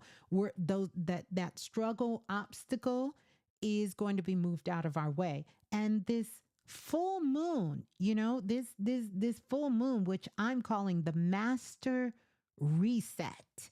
It's a master reset. Um, I'm gonna get to that. I don't want to get off track, but I think you all understand where I'm coming from with that. So let's keep going. So we talked about the air and about these things that are happening, as well as more sounds. We're going to start hearing more sounds. We're already hearing sounds, strange noises, strange sounds. We're already hearing that. We're going to hear more of that. There's going to be coming from the ocean. I talked about the new Bermuda Triangle because of this disruption of this of the ocean and the air, these things that are happening. It will be some disappearances that happen in the water and in the air. We will have this. And this is just because of these portals and these things that will be opening themselves up. It's going to be some sort of scientific research that uncovers this strange magnetic, like, I don't know, anomalies that is connected in the water. That is how they're going to get that new Bermuda Triangle thing that is happening. And many earthquakes. We're going to have more earthquakes underneath in the water. In places like Oregon and Utah and some of these states, New York City. So just think about the places where, just think about where there's water.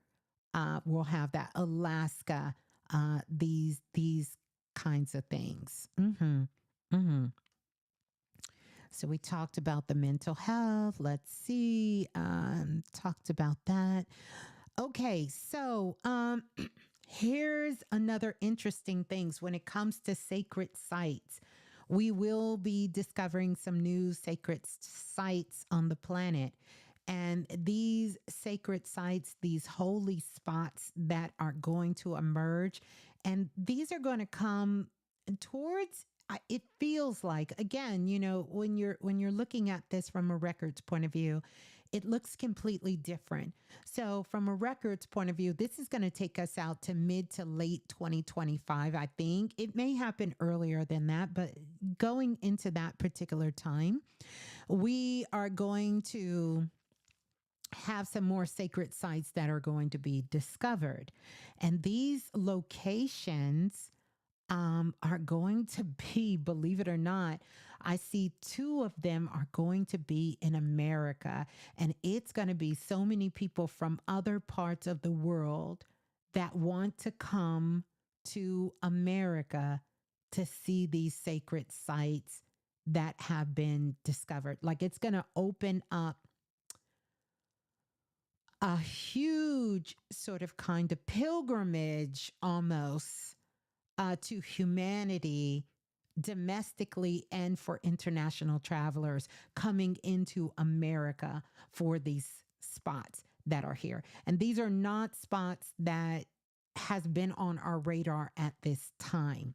These are going to be some things that come into being, that actually come into being. I want to talk about next. I want to go into, or maybe we should talk about, let's talk about leadership and disclosure. I want to talk about that because there's a couple of people that is going to come online when it comes to leadership and disclosure. There is going to be, when our president Mr. T takes office, right? There's going to be disclosure, but the disclosure is not going to be surrounded so much about what do you call it? UAS. It's not going to be about aliens and that's going to happen. But at this point, I don't think that's disclosure. This is going to be disclosure about historical events that happen in America. But the disclosure is going to come across as Freudian slips. So whereas he may be talking about something and then says, "Oh, and by the way, on 19 such and such, the US government went in and this is what they did and this was the person's name and this is how it happened and I don't yeah, and it's going to be through these Freudian slips that it's going to put people in a shock at first and it's just gonna it's gonna put people in such a shock, right? For these Freudian slips that happen, uh, that they're gonna start really doing investigation, and it's going to change traditional media. Notice I didn't say alternative media. Traditional media is going to change. It's going to change. I'm going to leave that right there. I'm still sticking with what I picked up. I'm still sticking with what I've said for years and years ago and what I've said as of recently as last year. I still see within the next 4 years that we have had 3 presidents. 3. I'll let y'all figure that out because I see that we're going to have 3 presidents. All right. Now, the other thing is I talked about this 5 years ago, 6 years ago, may have been longer than that we're going to start seeing everyday people and different people taking high positions when it comes to political and positions of influence. And we're going to see that. We're going to see people who might have been a business person or look at Elon Musk. He's going to play a key pivotal role in our government. You're going to see people who work in the wrestling industry. You're going to see people who they might have been a chef and they may get put into a position of power. That's the word I'm looking for. You're gonna see that. Not to mention, there's going to be a huge, huge scandal, a huge scandal, and it's going to be surrounded with a lot of things that most people are going to be interested in, and it deals with Elon Musk. Um, and this is no hate or no shade. It deals with Elon Musk, but the outcome is not going to be what anyone expects. And that's what's going to be the big shocker. That's going to be the big, how they drop, mic drop? That's going to be the big mic drop. We're going to have a lot of mic drop moments for a lot of people who aren't used to coming face to face with the truth. That is going to happen. I also want to talk about P. Diddy, Sean Combs. I haven't really spoke out on this whole situation. It's not really my thing, uh, per se, but what's going to happen? It's going to end, but it's going to end without any end. I'm going to leave it at that because there's only so much I can say on YouTube, but it's going to end with no end. That's how it's going to end. It's going to end, but it's going to end with no end. And there may be more questions at the end than there is at the beginning. But then there's going to be something else that also comes out. And it's going to be tied to Usher. And I'm going to leave it at that. It's going to be tied to Usher. It's going to be tied to Usher. What's interesting is this situation is not new. We have seen the likes of R. Kelly go through this. We have seen um, many go through these accusations, allegations, and even proof. I mean, Usher went through something very public through it. Yet at this point, he is thriving. And by no means am I saying one way or the other. I'm just telling you guys what I picked up. And again, take it all with a grain of salt. But isn't it interesting that Usher has been rising and yet he too was close to Diddy? I mean, isn't Diddy like his godfather? And he was accused of some of the same things as Diddy was accused of.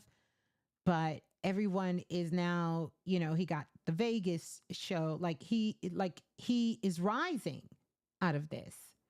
Um, mhm. Yeah, they just gave him praise. Even though the things that he was accused of, he was also proven guilty of as well. He didn't do any jail time. It wasn't to the same capacity. Don't get me wrong. Don't get me wrong. Don't get me wrong. I'm not saying that, but it will involve Usher. It will involve Usher.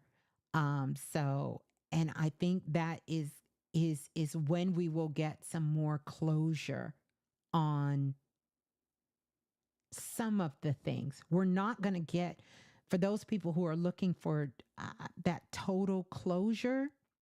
It's not going to go like that. That closure is not going to go that way, but it will end. It will end. It will. It will. It will end. That will end. Now, the other thing is when it comes to the culture and hip hop, it's going to be quiet for a minute. It's going to be pretty quiet. And for the most part, the women will start to lead the way to build it back up. And then eventually we will start to see the reemergence of what that culture and what hip hop has brought to the world. Because at this point, to the world, and we will start to see a new integration of what that looks like, of what that looks like. Yeah, we'll see a reemergence of what that all looks like. So, the other person, a couple of other people that came up on the radar, Beyonce is going to continue to rise, and to do new things, and new adventures. And she is, I don't know, someone said her home caught on fire. I don't know if that's true or not. I didn't research that. These are some of the things that I had even before I knew it was the fire. I knew that there was going to be a big hit and a blow that she took. And I thought that big hit and blow that she took in 2024, 2025 was going to be this thing with Jay-Z, but it's not the thing with Jay-Z. It's it could be uh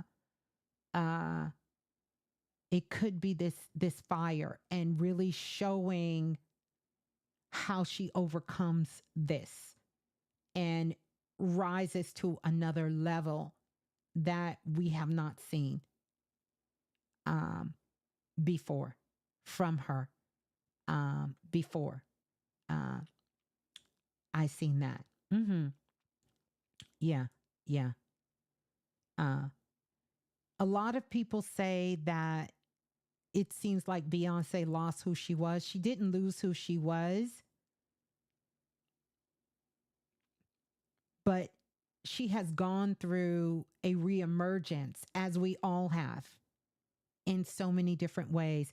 If you go back and you think about your life, what was important to you 5, 10 years ago is no longer important to you. I guarantee you, if you go back and think about that thing that was so important to you, you don't have the same grip on that dream, on that aspiration, on that desire the same way you have now. It's changed. And even if you're still going for the same thing, the motivator behind why you were going for that same thing is not the same motivation. It's not the same. But what happens is how people in your life sees you, it takes them a long time to change it. How many times have you gone back around family and they still treat you like you're that 3 year old that maybe did something or used to cry all the time or that was shy or you were in school and you were struggling? How many times does your family still treat you? It's been 20, it's been 30, in some cases 40, 50 years later, and they're still bringing up situations about things that happened so long ago, and they still see you in that same light. And we tend to do this with people in our lives. We don't see their change the way that they're changing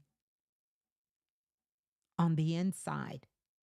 And sometimes we forget that we're all spiritual beings and we're having a spiritual human experience on earth. And that aspect of who we are doesn't change. It doesn't change. There will be a disclosure about the hidden hands that are navigating things behind the scene. So what has happened is I seen something, I don't know if it was on Instagram or TikTok, you guys help me out, where they were talking about the yellow brick road is gone. Did somebody make a song about that? Like it's the end of the yellow brick road or something like that? Well, remember in The Wiz and in The Wizard of Oz, when they finally pulled the curtain back, they realized that the person behind the curtain wasn't this big, scary monster, but it was this little short man using these gadgets, using these tools to put fear into everyone's heart. And this is where humanity is. These big curtains we've put in front of us, whether it's been Hollywood, whether it's been celebrities with money or people of influence and power, whether it's been corporations, whether it's been religions or schools of thoughts, whatever that big curtain is, you have now come behind the curtain. And if you haven't had the guts to pull the curtain back, 2025 will pull the curtain back for you. And you will see that what you was thinking was behind the curtain is not behind the curtain.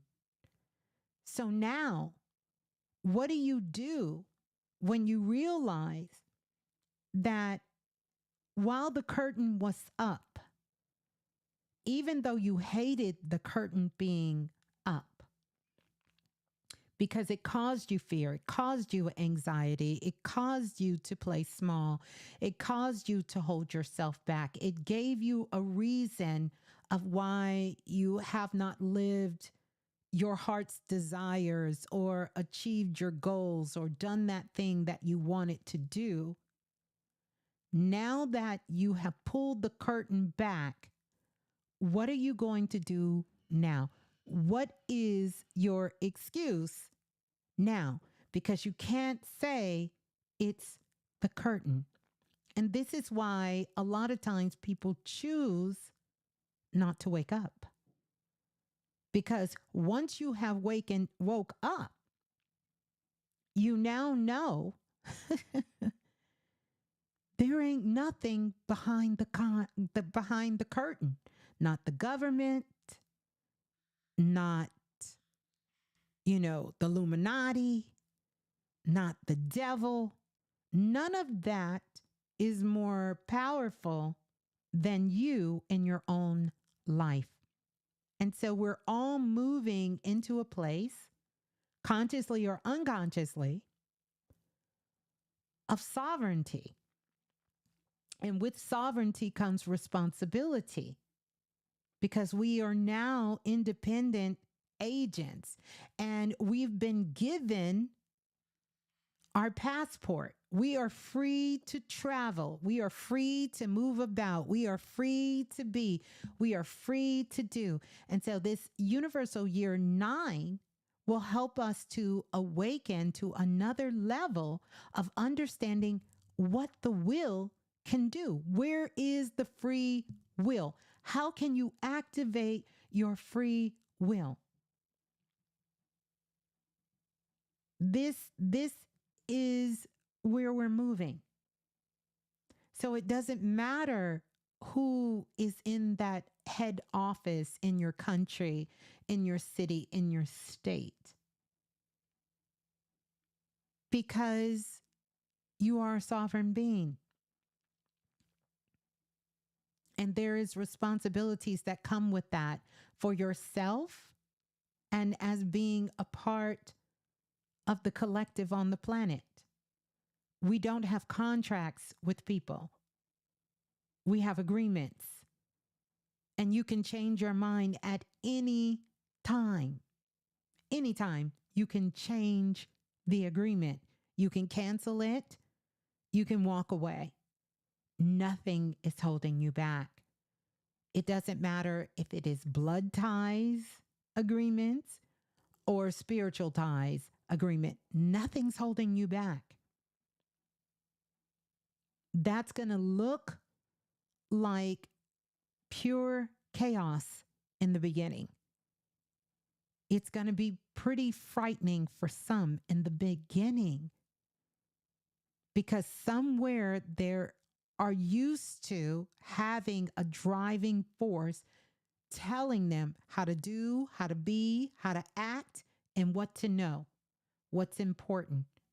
So we are all going within so we can have a level of understanding within ourselves. All timelines have collapsed. The timelines have collapsed. We are all on the same timeline. So, if you think because you done did all this work and you studied you up here, no, baby, you right here with me. We all right here together. We're all on the same timeline. And in a way, we are being forced to see everyone's timeline because we're all on the same timeline. There is no escaping it.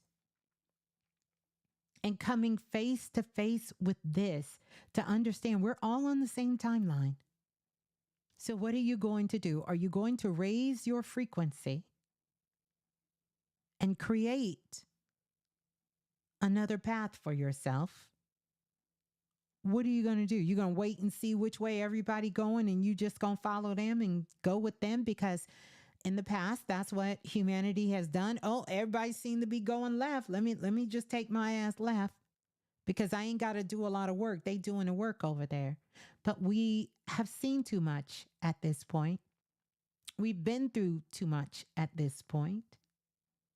And so what happens is you kind of, when they're training horses, sometimes they put the blinders on the horse. So the horse can't see the horse that's next to him. So when they get ready to train them to run in the derby, the horses have to look straight. They can't focus on another horse. They can only look straight ahead. And the horses is taking off running. But here's the deal. They can't see the other horse, but they can feel them. They can feel the other horses next to them. I use that analogy because this is where we are.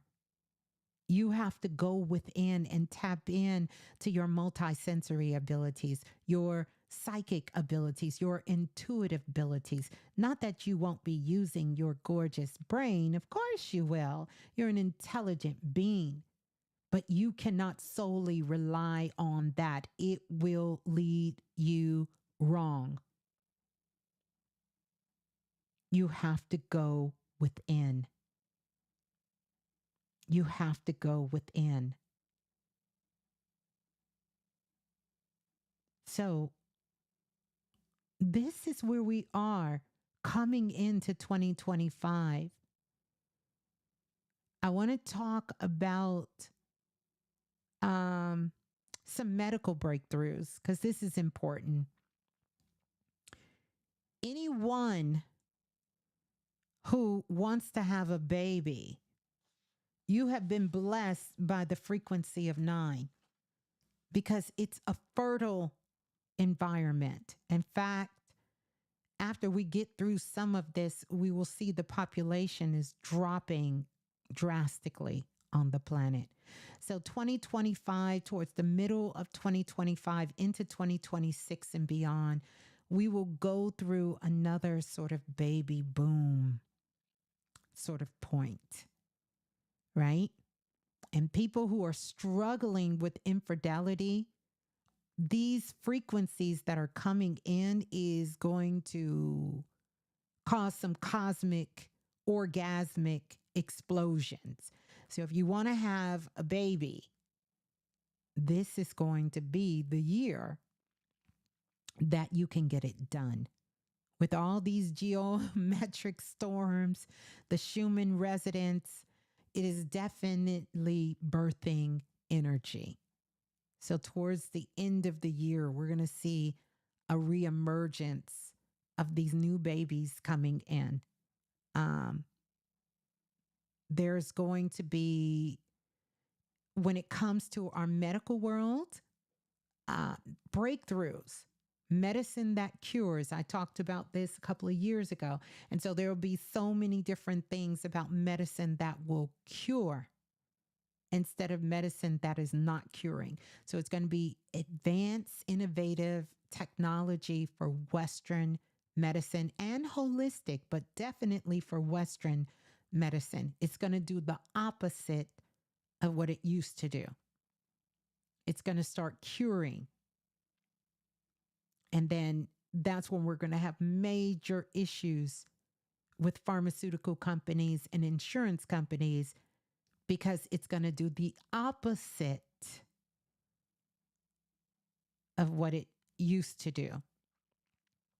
So, any families who are struggling to conceive will experience a very successful outcome, and it's going to be making or marking, I should say, a global shift in the population trend that will be happening during that time. So we will see a shift with medicine, like big time with the medicine. Speaking of chakras, I talked about this, but I think it was in the workshop. We will have more chakras come online.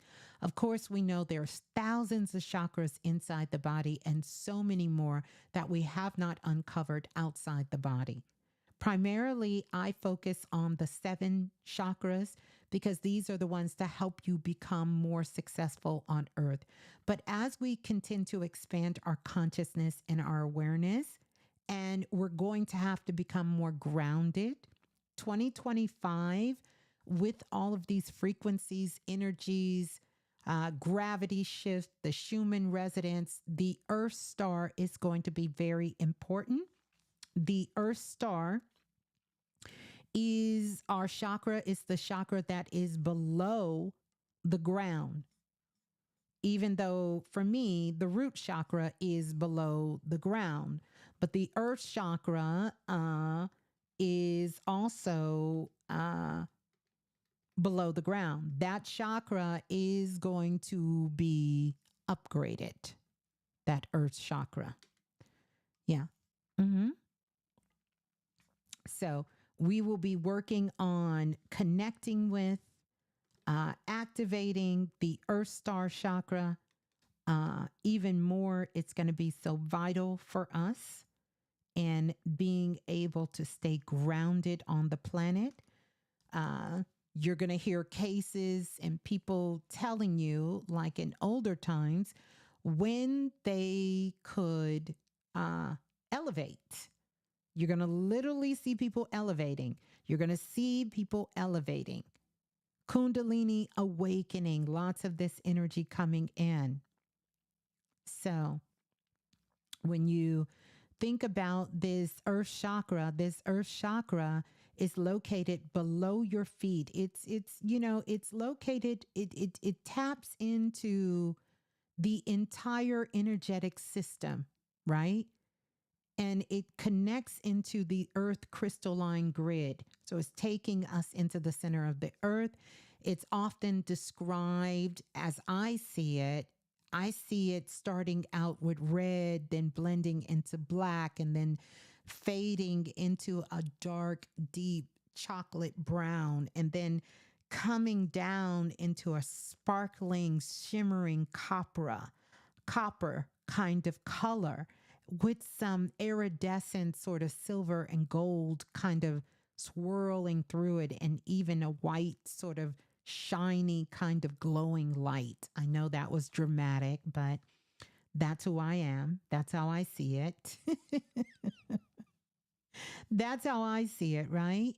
And so it connects us to our ancestral lineage on planet Earth, um, our stability. It helps to ground us as well as tapping into your multisensory abilities. Because most of your psychic impressions and multisensory abilities come mainly from planet Earth, not out into the ethers. So I always just get so fascinated when people tell me that their crown chakra, their third eye chakra, your third eye chakra is just a projection screen. It's not actually where that impression is primarily coming in through.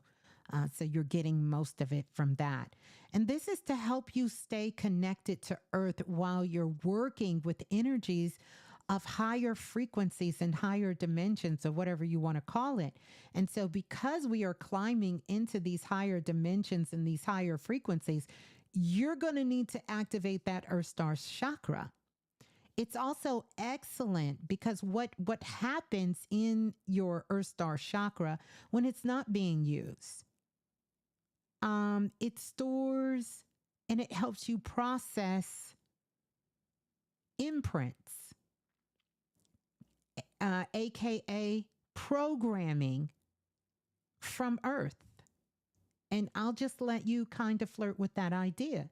Any program you received while being on Earth about who you are, whether it came from your family, whether it came from a school system, whether it came from relationships, whether it came from, you know, the ethers, self defeating thoughts, experiences you've had, whatever self defeating program, that's where you got there. Any emotional or spiritual baggage that has been passed down through the lineage, because you get emotional and spiritual baggage that can be passed down through your blood, and it can be passed down through your spiritual lineage that you incarnated into.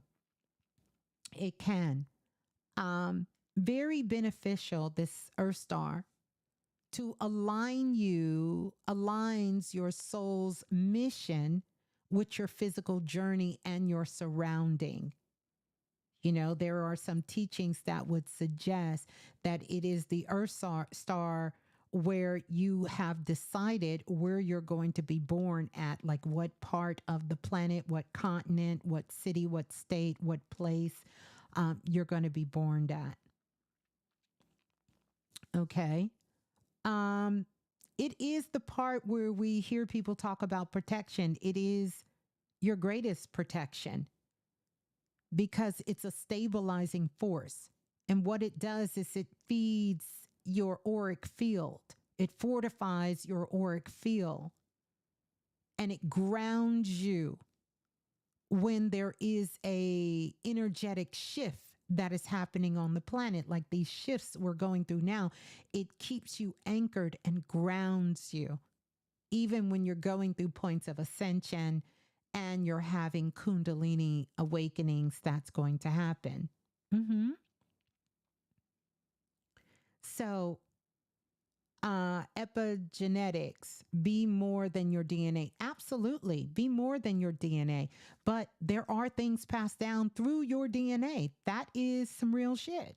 You can get real trauma, emotional trauma through your DNA. That's a hashtag fact. That's a fact. You really can. You really can. Now, that's a longer story than I probably want to get into right now. But yes, those things are passed down through your blood, in your blood. But once you have your awakening, then you can release it. By the way, 2025, the year of healing, energetically healing. So we need to pull more life force energy into us. Personally, when we have these disruptions on the planet, such as volcanoes erupting, what do you think a volcano erupting in the ocean is? When we look at this from more of an esoteric point of view, and we understand it, or from a metaphysical point of view, we know water is symbolic of knowledge. Water is also connected with healing, right?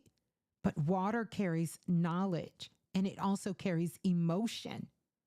That eruption of that, the volcano, that energy, the volcano coming, erupting, ejecting itself from within, is a release of things that are deep within, like subatomical particles coming together to erupt, to bring that fire, to break through, to come out of.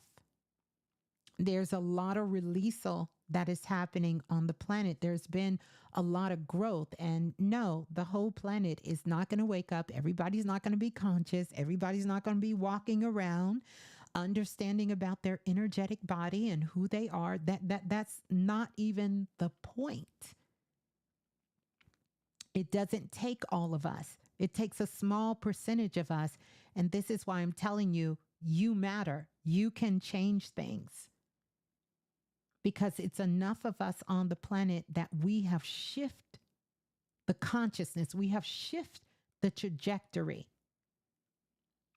About 2 years ago, I told you guys that Hollywood would be making all of these movies about the end of the world. Remember when they were doing all these movies, it's the end of the world and the apocalypse, and they were predicting all of these things to come in. And I said, actually, it's working in reverse, because they're putting it in a movie.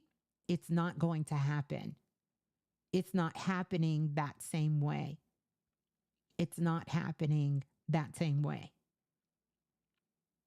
So the war that is coming, even astrology says, during this particular time, World War III, civil unrest and all of that, is that happening around the world? Absolutely, but not to the magnitude I personally feel it could be, because so many of us has really stepped into knowing thyself and really raising our consciousness of who we are and recognizing that we are more than just this physical body. We are more than just these physical bodies. We are active participants on the planet, and we are making magic and miracles happen. We are not witnessing the miracle. We are the ones making the miracles and magic happen. The difference is we are conscious of it. So that's the benefit of being aware of the consciousness of who you are. That's the difference between knowing whether someone else did something and you don't have a clue. It's somewhere floating out into the ethers and you don't know who made it happen. And knowing that you participated in the creation, you have stepped into your creator seat, and you are creating as you go. And you can say, I am a part of this creation that is happening in my life at this particular time. I'm a part of it. I am a part of that creation. I can alter my course. Yes, Brittany, thank you. I can alter my course at any given moment. That's the difference. That's the difference. So when you are in the presence of others, you will hear terminology and you will hear them say things like, wow, that was like magic. Wow, that was a miracle. And then you know you're the one who created it. And then when you're in the presence of others, you can either experience magic or you can be able to witness a miracle occurring. But you should be doing both. You shouldn't just be the one observing. You shouldn't just be the one seeing, because that means you're not participating. And this probably goes against a lot of spiritual teachings. They tell you you're not supposed to participate. And I think that is a great mistake. You have just taken away all of your power by not participating in your own life. Not just about setting intention, but taking action to understand that the creator, whatever you call it, God, the universe, the most high, lives. There is a spark of that that's inside of you. And you are that expression in this physical body, this avatar, expressing that out into the world. And so therefore you can speak, you can command things. You can visualize things, because we will learn about imagination in the year of the 9. This is the I magic. This is when I magic happens, because that's the first step of coming out of the waters of noon and birthing through the birthing process. It comes from the inner standing. It comes from within. It comes from the imagination. And I'm not talking about warped perceptions of reality. I'm talking about using the process of starting from within and creating from within, the change happening from within, and knowing that that change has happened to the point that it is now impacting everything around you. Yes, that is the true understanding of know thyself. Know thyself. Yes, it's good to have knowledge of self, but my knowledge of myself is not knowing thyself. I know what I'm capable of. That's my knowledge. But when I know thyself, I am the creator. And I know that I am creating from that place of knowing, because knowledge alone does not cause transformation. We have to take action. 9 is a movement energy. It's a creation energy, which it requires us. It kind of puts us in a chokehold.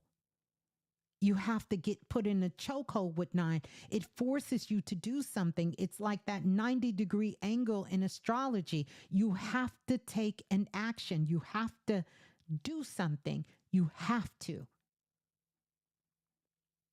And even understand that non-action is an action, because sometimes it is a non-action that is the greatest action you can take.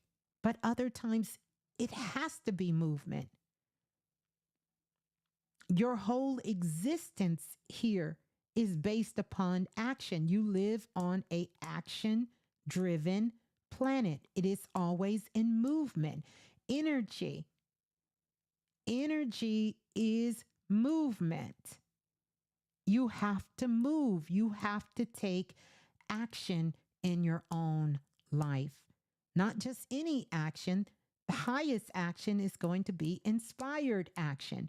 That is the action that comes from within the spirit. The spirit is moving you. Whose spirit is moving you? Not some spirit of some man in the sky, not some spirit of some alien on another planet, not some spirit of your great great ancestor. Your spirit. Your spirit has to move you into action. Your spirit.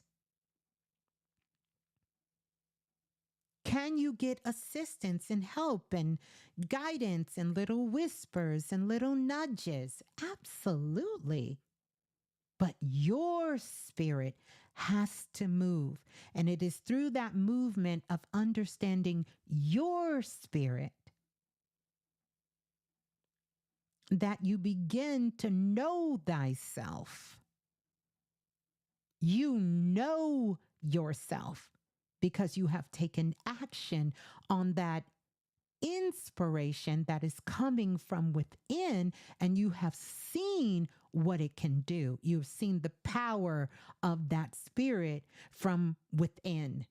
You understand that power. You understand that power. That's how you understand that power. That's how you say, oh, no, no, no, no. Oh, I know myself. I know thyself. Yeah. That's what our ancestors meant when they said, know thyself. So someone says to you, well, hey, you getting ready what? What are you getting ready to do? I'm getting ready to do this, and that. Are you finna do that? Yeah. Well, who told you to do that?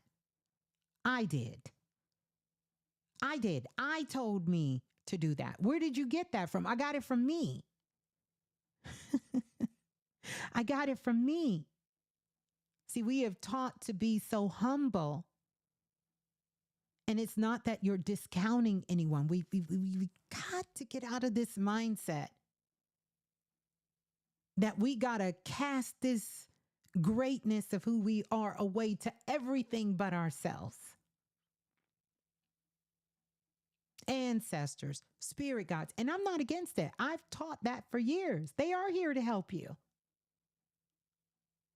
Operative word, help, assist, not take over, not make decisions for, not to guide you, not to possess you, not to take your free will. They're here to assist you. Assist you. Very different to be an assistant of, like me. I'm here to assist you. I'm not here to tell you what to do in your life. For those of you who follow the doctrine, even if you say God ain't here, God can't make you do anything. We seen what happened with that in the 80s. People was going around killing people, and guess what they said? God told me to do it. Now what? The world was shook, never was the same again. I personally think that's when religion changed. You remember all them people doing stuff? And when the reporters would come, they wasn't, when the police would come and get them, they wasn't going off screaming and trying to hide their face. They was proudly saying, God told me to do it. Then the world was shook. Who told you to do it? That lady looked straight at the camera. God. And guess what? Mm-hmm. She's right. She's right. He's right. But that's the false matrix showing up. The false matrix showing up. Because we have been distorted in that understanding of who we are. It doesn't mean, are there sort of low vibrational entities on the planet and low vibrational? Yeah, all of that is real. All of that is real. If I probably talked to you earlier today, you might have been one of them low vibrational entities, or even myself at one point. Oh, yeah, that is very much a thing. But when you are doing your work on yourself, and I know I need to quantify that, but I have spent almost 20 years quantifying it. So if you don't understand what that means, just for the sake of time, I'm going to ask that you check out the archives. It's kind of hard to do when you are on that path of knowing who you are, because you have to be in a very low vibration, a low frequency for that to have happened. And I'm not saying, because this is Earth and a whole lot of shit go down on Earth. And there are some people who have been met with circumstances, whether some want to say by design, whether some want to say part of their destiny, their calling, their path, or experience, where they have been traumed for real. I'm not talking about play trauma, like your boyfriend broke up with you and dated your best friend. No, I'm not talking about that kind of trauma. I'm talking about real trauma.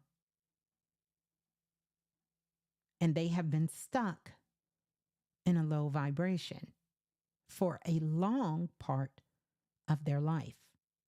And that has caused some of this low frequency to get a hold of them.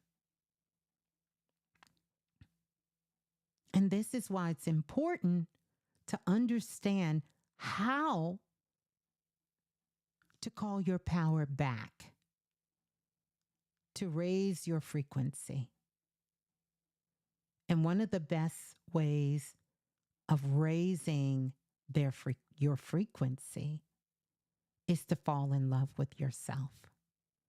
Because it's kind of hard to hate something that you love.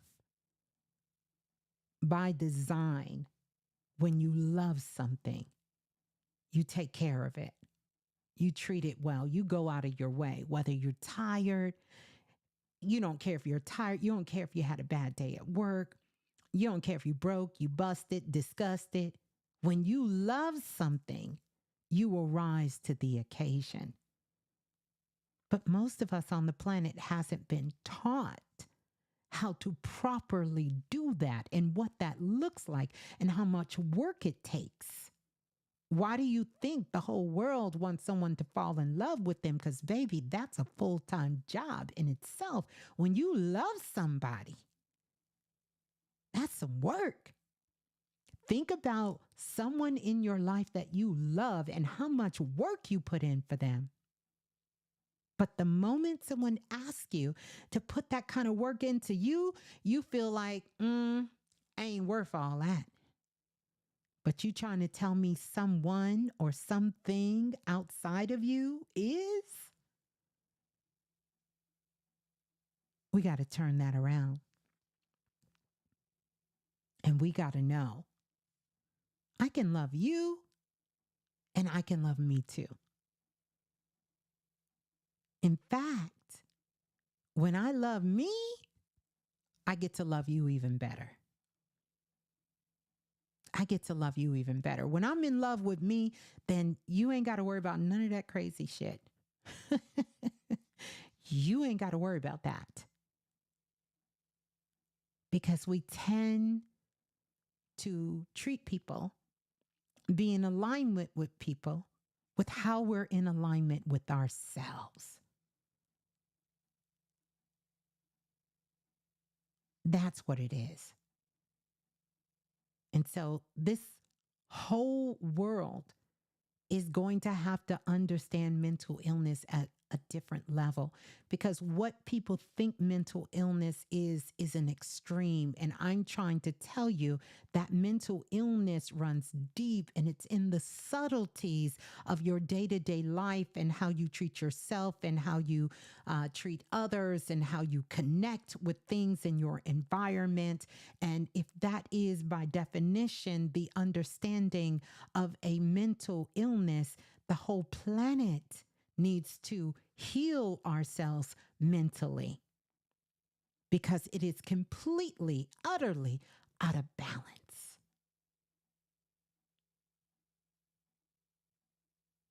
This is why I say I don't care how much you think you're loving yourself. You ain't even scratched the surface on how well you should be loving yourself. And it's a no days off. You don't get a day off. You don't get to say Tuesday, I love myself, and I'm going to be off on Wednesday, Thursday, and I'll pick it back up on Friday. I think Friday I'll decide to love myself.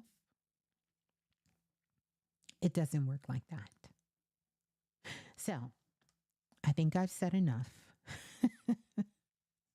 I want to talk about a few more things here, and I think we got the point with that whole thing. I think y'all got the point. We got the point. Did we get the point? I hope we got the point, because we almost at 3 hours, baby. We almost at 3 hours. It was something else. So let's talk about this. Star seeds. Keep talking.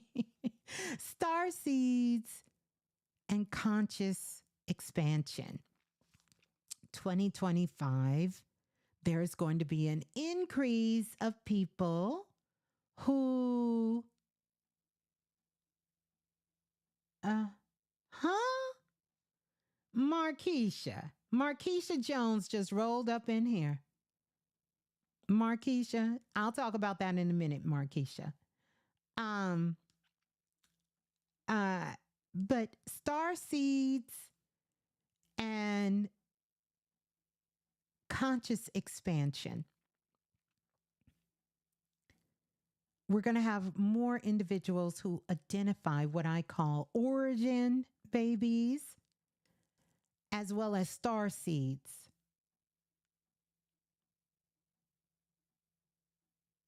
Are going to come into a different level. Yeah, you got your whole name up there. Yeah, it's okay though. We're going to talk about it. Star seeds, and they're going to come, we're going to come into a different level of awareness of who we are. And these teachings are going to be integrated into our daily life, focusing on unity, healing, and galactic connections. And it's going to transcend from education, health, mental, physical, and spiritual, and also into leadership roles. It's going to just take itself completely into that. But I'm going to definitely answer your question. You get to do whatever you need to do when a soul comes in. The soul, most souls, let me say this, because I did, if you go to Clubhouse and you go to the Oracle house, you will hear me have this same discussion with someone on the Oracle's house. And you can listen to the replay. That's one way you can actually get your answer to the question, without me going into this question. As far as the entities and what galaxy we came from, this is a question. I'll do some talks on this. I'll do some talks on this, because the truth is everyone is an alien here. Everyone is a hybrid. Everyone is a mixed breed on planet Earth. There is no true earthling that is here. We all have come from other places, other times, and other existence. You understand? I don't really too much buy into one specific species. I'm going to tell you why that's a trick, or it can be a trick. Because if you don't know who you are here, why do you need to know about your life on Saturn? I'm just saying, some of this is a circle jerk, and I get it. Some of it is for great entertainment, some of it is to help with connection and healing, some of it is necessary, but the majority of it is just to keep you in a circle jerk. It's just to keep you thinking, I need to focus on that power I had when I used to be Arcturian, or when I used to be, I used to be with the Pallades, or when I used to do this. Some of that is a distraction. I'm just saying. I think it's good to explore these topics. Please don't take this wrong. I think it's good to dive in if you're being called. But I also want you to keep that same energy for the shit you doing here on earth. Because everybody came back here to experience.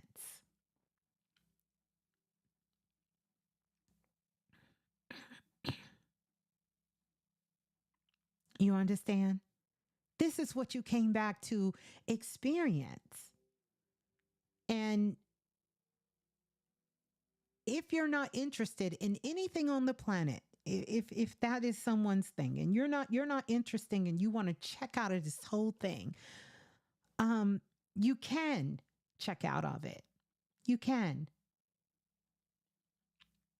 But if you're here and you feel like you're being called here, focus on this here.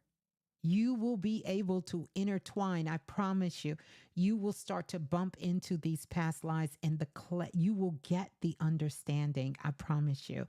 Y'all know I have been rocking with my alien baby, and I didn't start here. I always knew that I came from somewhere else. Always. Now, as I got to learn more about myself and understand and learn more things, I understood that from a different perspective. But I promise you,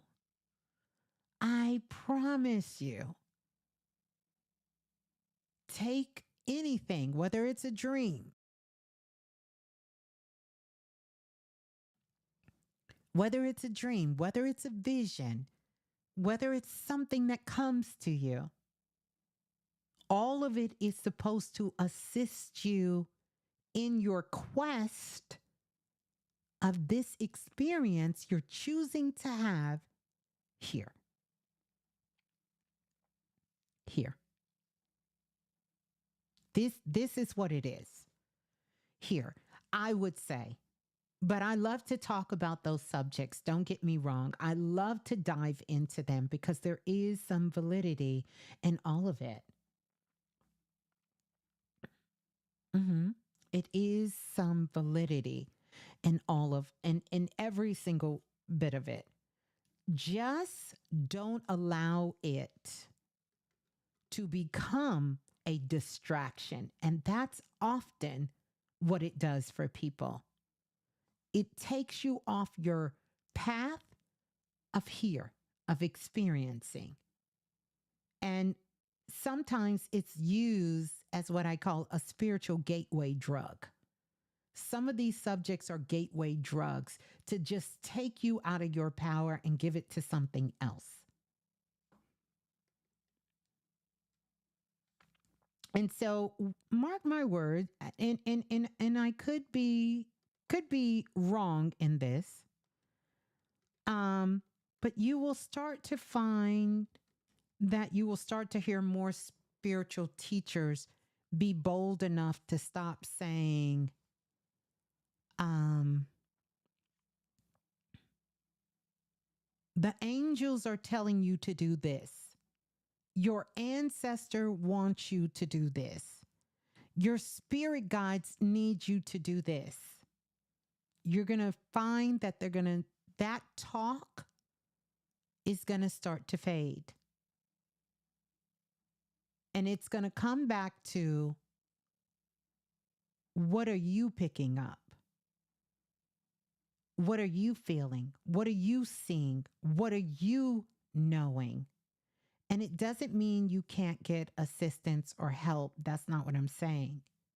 But it is not going to be, some of that is elementary school talk. And I say this in the most humble place because I have been there. And I realized that most people could not handle that the information is coming from a person because they could not see themselves being able to do it. So it makes them feel better to say, tell me what my ancestors are saying. I want to know what my guides want me to know. The truth is, when you are connected, no, I'm not saying I'm your ancestor. I'm not telling you I'm your guide. What I'm telling you is when you connect, you have access to all of that. Not just Ms.Blue, everyone can get access, but it takes work and you can't fake that shit. So when someone asks you a question or something, you can't fake that. That's not something that can be faked. But can everyone do it? Everyone can. It is your birthright to become more multi-dimensional. By the way, the last thing I want to talk about is, and I see your question about the indigo children.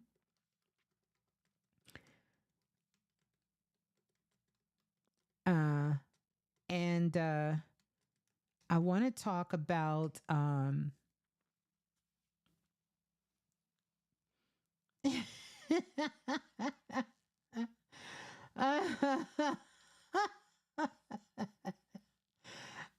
well, that could be the case. Random Brand said, ain't gonna lie, my ancestors, great, just said, just as you said, Ms.Blue had me confused as a motherfucker last night with something they said. I just didn't understand why they said it.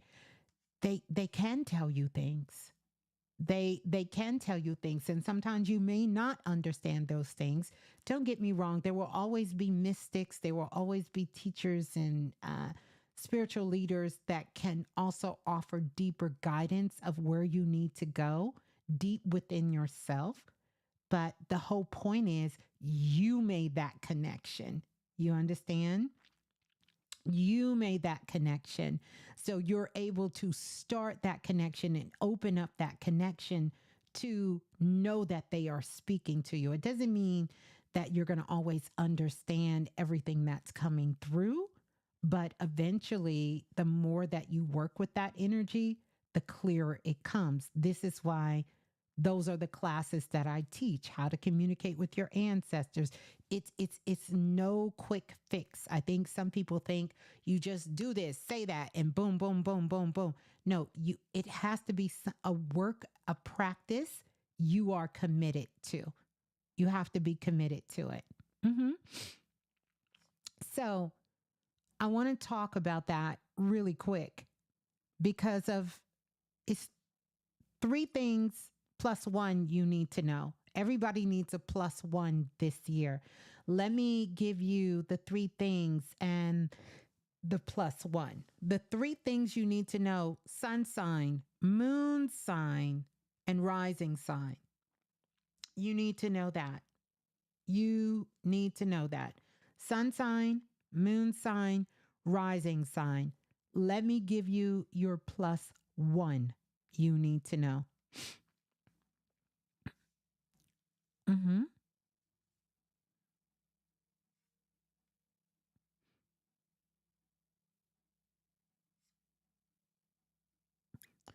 You guys ready? Y'all know your big three? Yeah, your big three, but you need a plus one. And your plus one is your North Node. You need to know your north node. And of course, with the north node comes the south node because it's going to be changing signs. It's going to be changing signs here. Matter of fact, we are in the midst of the change as we speak, as we literally speak. January the 11th, the North Node will be in Pisces, 5 degrees of Pisces. The North Node. It changed. 5 degrees Pisces. Everyone needs to know what their North Node is. Where is their North Node? What is their North Node? So the theme for the North Node in Pisces, it is spiritual surrenderance.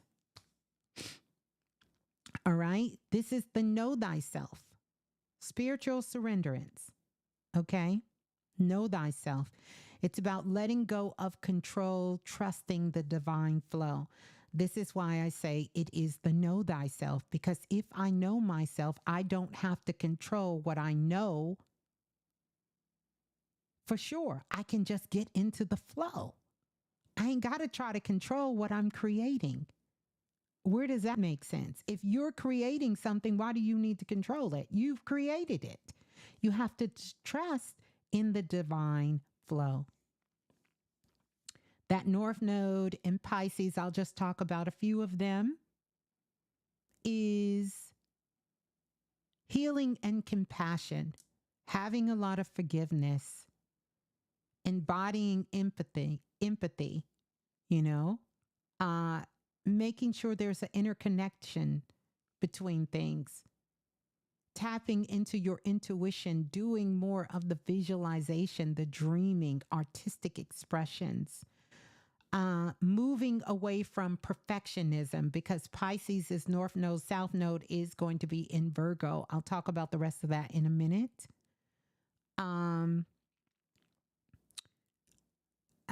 Releasing this rigidness, moving into clear structure. Even though the crazy thing about that is,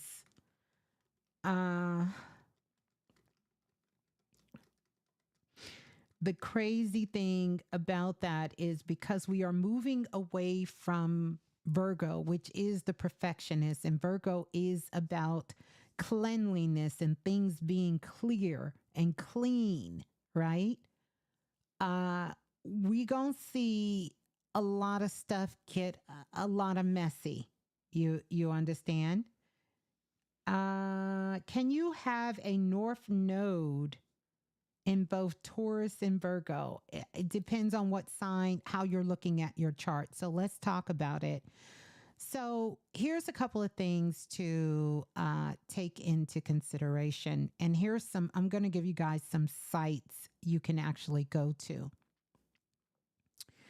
Couple of information that you're going to need to figure out what your North Node is: date of birth, right? Because the date of birth is going to determine where the planets and the nodes were at the time of your birth. The time of your birth, if you don't have it, a good astrologer can figure that out for you. But, the exact time determines your ascendant and how the houses are going to be placed, and your location of the birth, because that's going to help redefine your coordinates to give you more of an accurate reading according to astrology.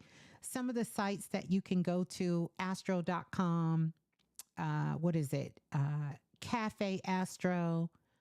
There's quite a few sites that you can go to. And I'm going to talk about it. I primarily use Whole House Systems. Whole House System. Not that anything is wrong with the any ones, because it doesn't matter if you're using sidereal, if you're using tropical. It doesn't matter what system of astrology you're using. If you talk to a good astrologer, you're going to end up in the same place. But I use Whole House Systems. It's just easier. It's clearer. It's cleaner. It's there. Um, so you'll put all of your input in, and what you're going to generate is what's called a natal chart. And a natal chart is if somebody were to go outside when you were born and look up in the sky and take a picture of where everything seemingly is, this is what you will get. What you're going to do is look for the symbol of the north node, and it looks like a shoe horse. And you'll see that little shoe horse. One is going to be the north, and one is going to be the south, right? The south is going to be upside down like a shoe horse. The north is going to be the opposite direction of the shoe horse, with the opening of the horseshoe being down towards the bottom. That's how you're going to know it's the north. And the north node symbol, you'll see the zodiac sign and the house that it is placed in. The south node is always 180 degrees opposite the north node. You will always see that. Now, here's another example of what it looks like. It looks like a pair of headphones. The headphones that's on, like you're going to put the headphones on your head with the ear muffs right around your ears. That's the north. When it's upside down, that's the south, right? And so you'll take a look at where it is. So if your north node is, let's say, in Aries, but it's in the fourth house, then you can start to understand that your destiny involves you stepping into independence and courage in areas of your home when it comes to emotional security, because that fourth house is around home and emotions and dealing with different things. So you have what the house means, and you have what the sign means, and you begin to understand the blend. It's called blending. And as you start to blend those things together, you bring them in. But know that the north node has moved into Pisces. And this is moving us into more of an intuitive, a more spiritual, a more flow, a more surrendering, a more no boundaries, nothing sort of holding us back type of energy, as opposed to it being in Virgo, where Virgo is very practical. Virgo is the perfectionist. Virgo is also the healer. Virgo is also about cleanliness. It's about our environment. It's about a lot of these different things, which, like I said, that's a whole nother class. That's a whole nother class. But these are some things I want you all to take a look at. So we need to know and it's enough astrologers around. So, and there's enough YouTube videos and enough sites where you can go and you can check this out on your own. You need your big three, your sun, your moon, your rising, but you need a +1 this year. Now, just so you know that every 18 months or so, we change north, and we also change south nodes. They change. The nodes prior to it being in Pisces and Virgo, it was in Aries and Libra, right? And so it has changed now. The nodes have changed while we're right here. So this is history in the making. We have changed nodal sites while we have been right here. Mm-hmm. Mm-hmm. So know that the north node is thought of as the future self. It's the path of the soul's evolution, so it symbolizes what you should be moving towards. These are things that you should move towards. They're often things that feel very uncomfortable. But once you step outside of your comfort zone and you move towards more of the north node, it can be deeply rewarding. It's where the greatest growth happens. So, where you want to grow in your life, the south node is where you feel comfortable. The south node is the comfort zone. It's what you know. It's what you know you could do with the back of your hand. It makes you feel comfortable in your life. Often, it's past life patterns that exist in your south node. It represents the skills, things you know how to do that you just naturally good at, or you've studied and you worked and you've become good at. It's where your karma is. It's traits that has carried over from past life and even things that you've done very early in your life. It reflects on the things that come easy to you, but it also keeps you stuck into old cycles. You know, this is even what I'm going through personally, that I have chosen to be myself, which is always transparent, real, and raw with you guys to share this process with you. And so it's where you can't stay. It's hard for you to grow when you stay in this cycle too long. So, staying too long in the South Node in this energy can lead to you becoming stagnant. Or if you constantly find yourself, here's an indicator. If you constantly find yourself repeating old karmic lessons. If you keep saying, why does the same thing keep happening? It's just different people, different scenarios. You are stuck in the comfort zone of your south node. South node and rising sign in the same sign, I want you to look at them as independent entities or expressions of who you are. They're independent expressions of who you are, but they can bring about great understanding. Remember, your rising sign is really how you rise to challenges and things that are happening. So if your south node and your rising sign are in the same, it still doesn't matter. You should be looking towards that north node because that's where your greatest growth is going to be. This is not just happening to certain individuals on the planet, the whole world is experiencing this. The whole world.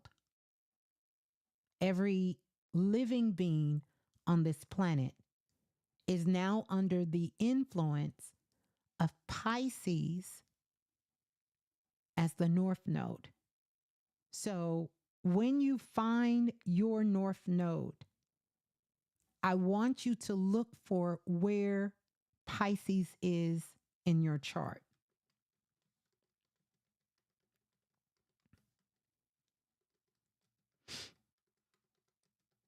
We're going to have to do a show on it.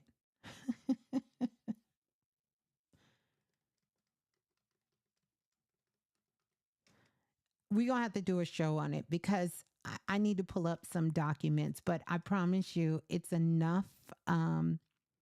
It's enough information out there that you can. But I just want you all to know. Uh, I want you all to know because there are some different aspects that can come into play that will bring an understanding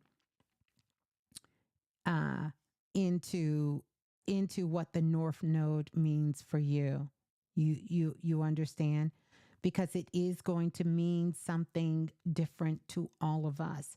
But this is the plus one that can help you uh, more with understanding. When you align with your North Node and that understanding. So remember, there is a universal North Node, which is the macro, which means the whole world is under the North Node in Pisces. So it matters where your North Node is, but you're also under the North Node of Pisces as well. The whole world is. So the house shows you the area of your life your soul work will unfold. That's what it's showing you. It's showing you. So if your north node is, let's say, in the first house, then it's going to unfold with your self identity. So let's say you are Pisces and your north node is in Pisces. This has to do with you, your self identity. And this is where you will involve developing your awareness, your confidence, your authentic self expression.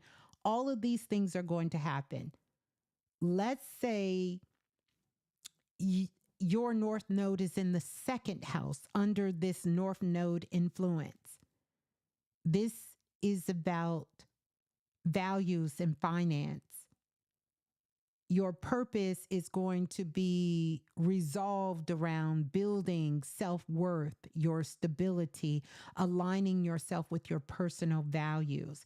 This is how you're going to start getting third house. This is going to be about learning, it's going to be teaching. Now, it goes a lot more deeper than this, but I'm giving you guys just some of these fundamental blocks so you can start to see. The fourth house is going to be home and family. Fifth house is going to be creativity and joy. Sixth house is going to be about help and service. Seventh house, partnerships. Eighth house, transformation. Ninth house, wisdom and exploration. 10th house is going to be your career and your public life. 11th house is going to be community and innovation. 12th house is going to be around spirituality, right? So, depending on where that north node is how it's going to give you a deeper piece of looking at yourself through an astrological point of view. It's not going to tell you the whole story. Remember, we are all signs. We're all 12 signs, including the 13th, right? And each one of those slices of the pie, each house, the 12 house systems, each house is an expression about a component of who you are. So when you look at your sun, your moon, your rising, it gives you a deeper insight. It doesn't even tell all the story, but it gives you a good theme of understanding yourself on a more psychological level, I personally feel. And then when you begin to add this plus one in there, it brings you into alignment to the current life because the nodes change every 18. They change with the solstice. As we go through the solar solstice cycles, they begin to start changing, you know? So once you discover where your north node is, you need to know what house it's in. And then once you look at the house, you can start looking at the degree of what that house is. North node, 1 degree. When you start talking about the degrees, you're talking about um, you're talking about how this impacts what we call the decans in astrology. And so, or the deacons, as some people call, as some people call them. So you think about this. Each zodiac sign spans 30 degrees, but you really go 29, right? And so the entire zodiac wheel is 360 degrees. So 12 times 30, right?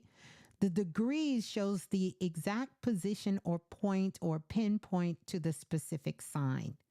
And so the breakdown 0 to 1 degree, this is a very pure and potent expression of this zodiac energy. It is raw and it's undefined when you start looking at it. Then you go to the extreme of that 29. 29 degree is considered an anaretic degree, or what we would call in astrology a degree of mastery and completion. So anytime you see somebody and they're a 29 degree something, whoo, baby, look out. So there are some things that are considered, some would call critical degrees, some would not call certain degrees, and then they depend on the cardinal signs, 0, 13, 26, these kinds of things that you see. Mm-hmm. Mm-hmm. So It's a lot of ways that you can do that. Anytime something is 0 to 3 degrees, it has a strong influence. You know, when you go to 4 plus degrees, it starts to weaken, but it's still felt. You know, you get to get insight into what these degrees mean and how to understand these degrees. Mm-hmm. Yeah. Mm-hmm. So now that we did a little astrology class and we did all of this along with the predictions, and I promise y'all, I didn't even go through. Um, I didn't even go through all the pages of notes. As we continue to go further along the year, I will talk about uh, the different. I will talk about the different. Uh, I'll talk about more predictions as they come up.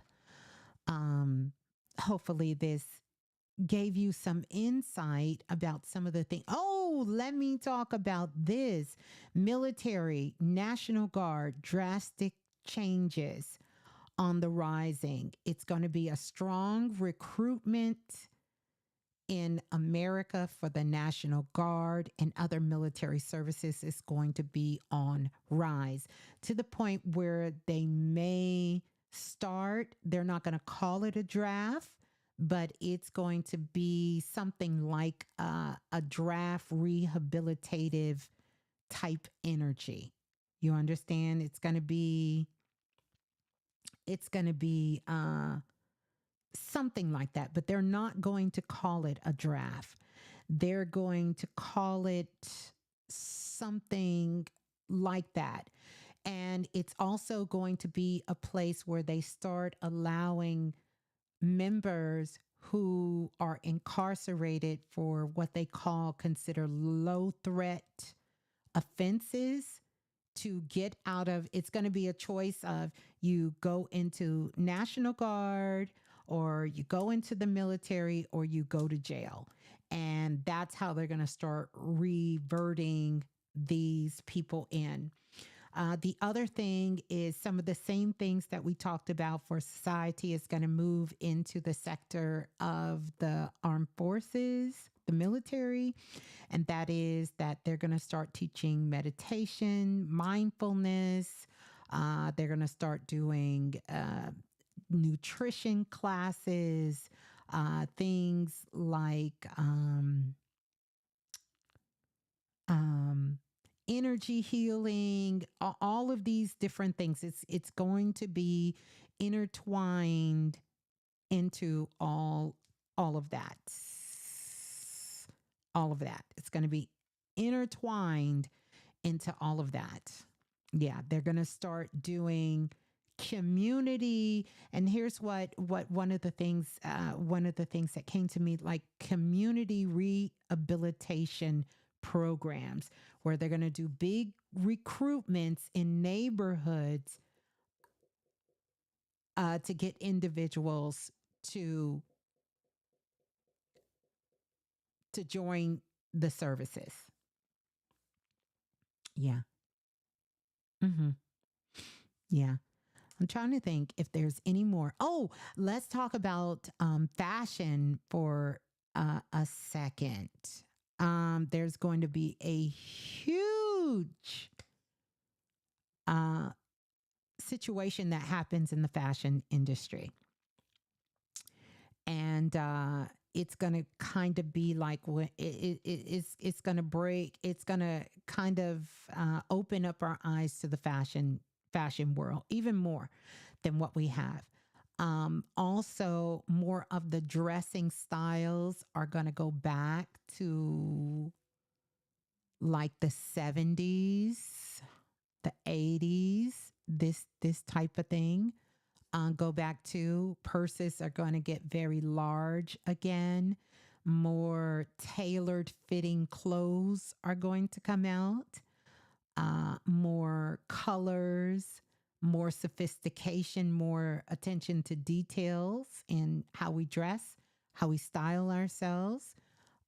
It's going to bring a rise on more artisans, a lot of young artisans, old artisans coming back into the fashion world, and new fashion houses are going to open. But also, we're going to discover, and the world is going to discover. I got to tell you guys this last one.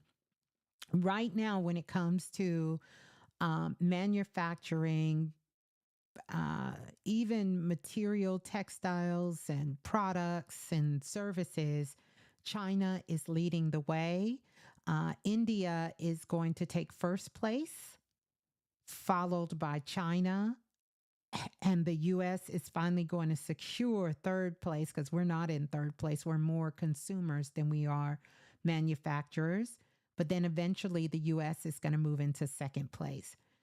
Uh, One of the things that is happening to our fashion industry, not just in America, but all over the world, is they're going to discover that all along China has been underhandedly attempting to dismantle the whole system of these large fashion houses by because they're the ones producing these products and then sending them to places like Italy, sending them to Rome, sending them like to America, and they're putting little pieces together and then saying the product was made in Italy, the product was made in New York, or the product was made in Rome, or the product was made in Paris, but really the products were made in China.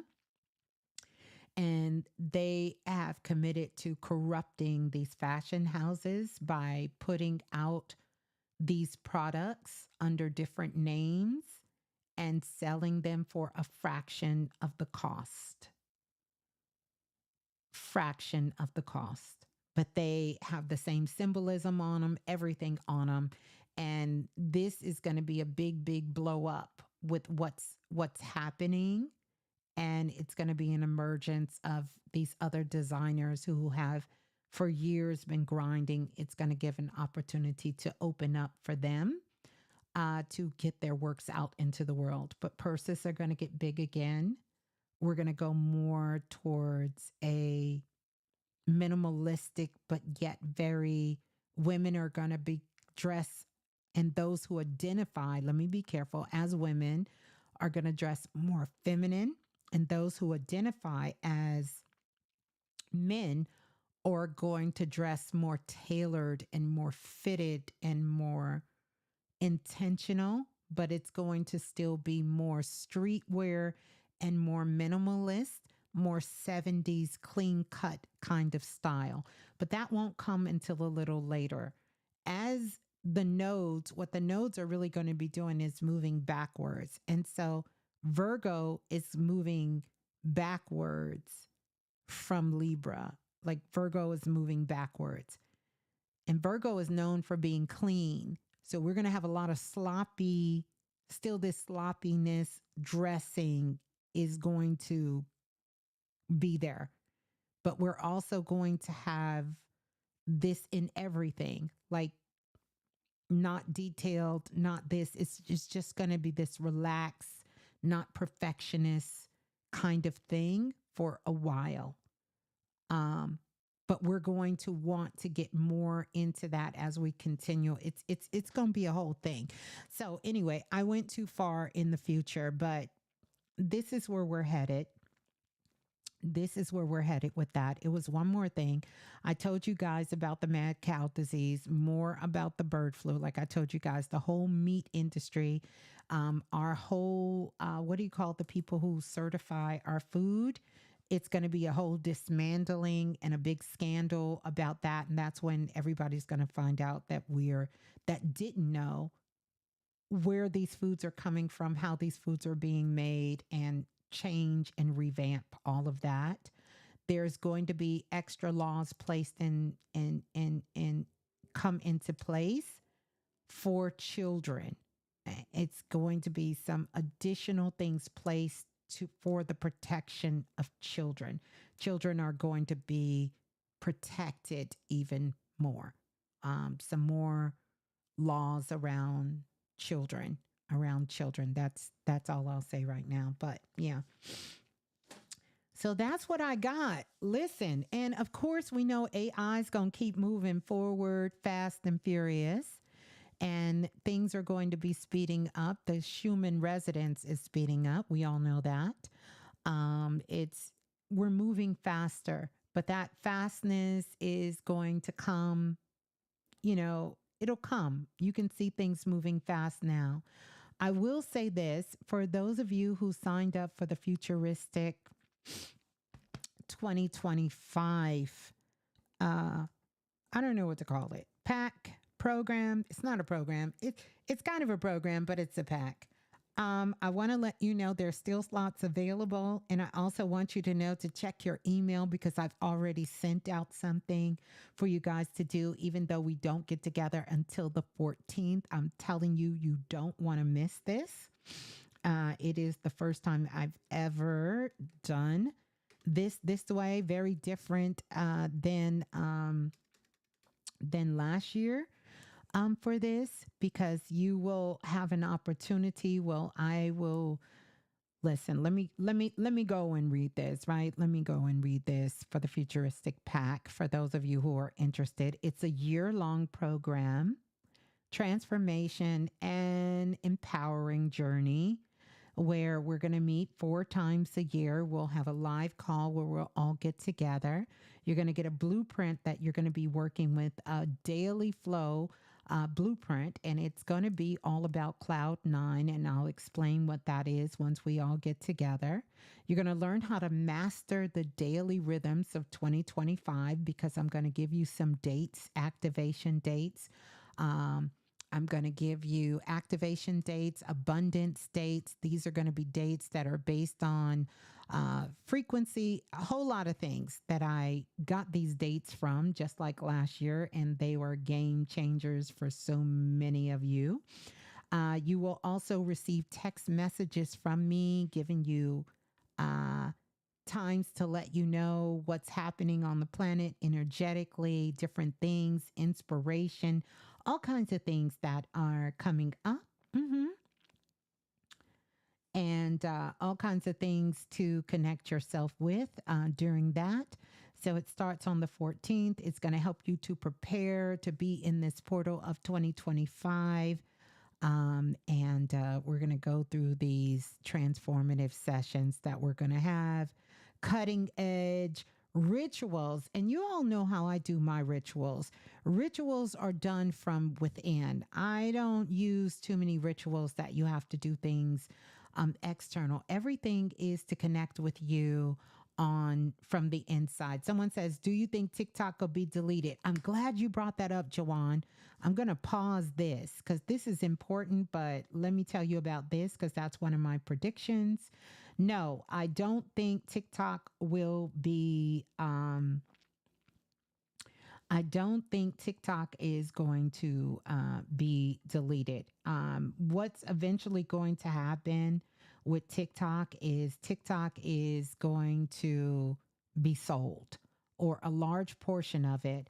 But here's something else I seen. There is going to be 2 more social media platforms that are not out yet that are going to come out, and they're going to supersede TikTok and Instagram. It's going to be if you were to take Facebook and TikTok and put them together, it's going to be something like that.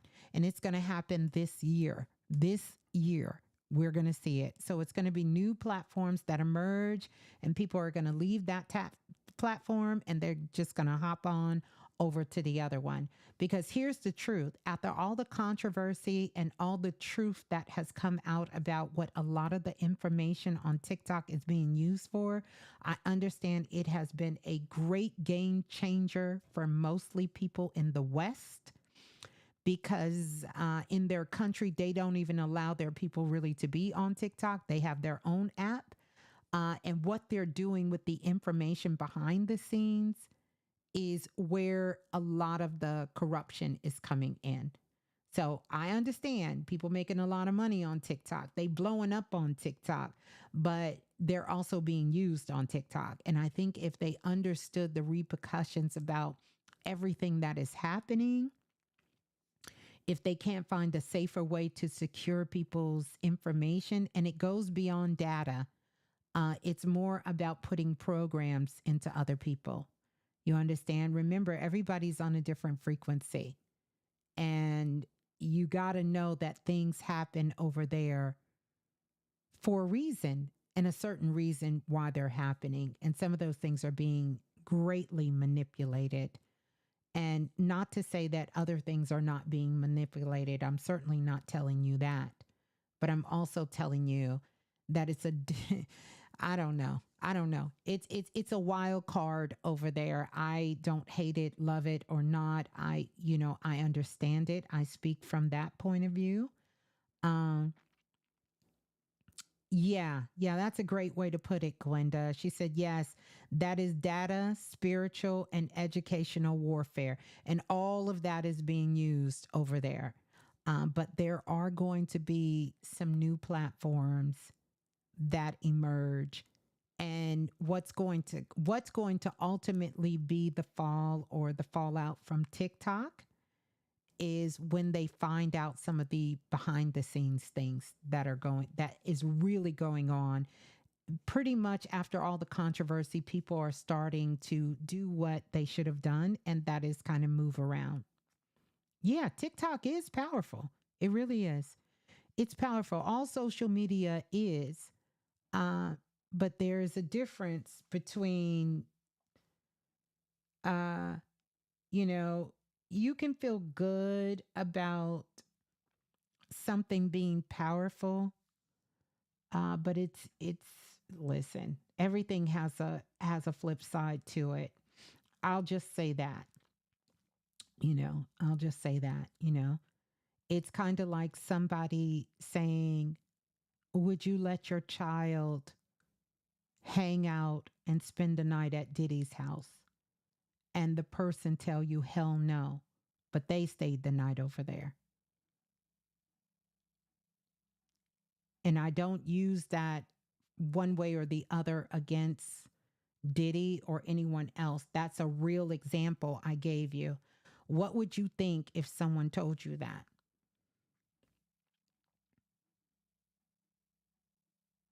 It's like you saying, "Oh, this is the best place in the world to be. Oh, yeah, this is this and this. Would you let your children stay over?" Oh, hell no. Why not?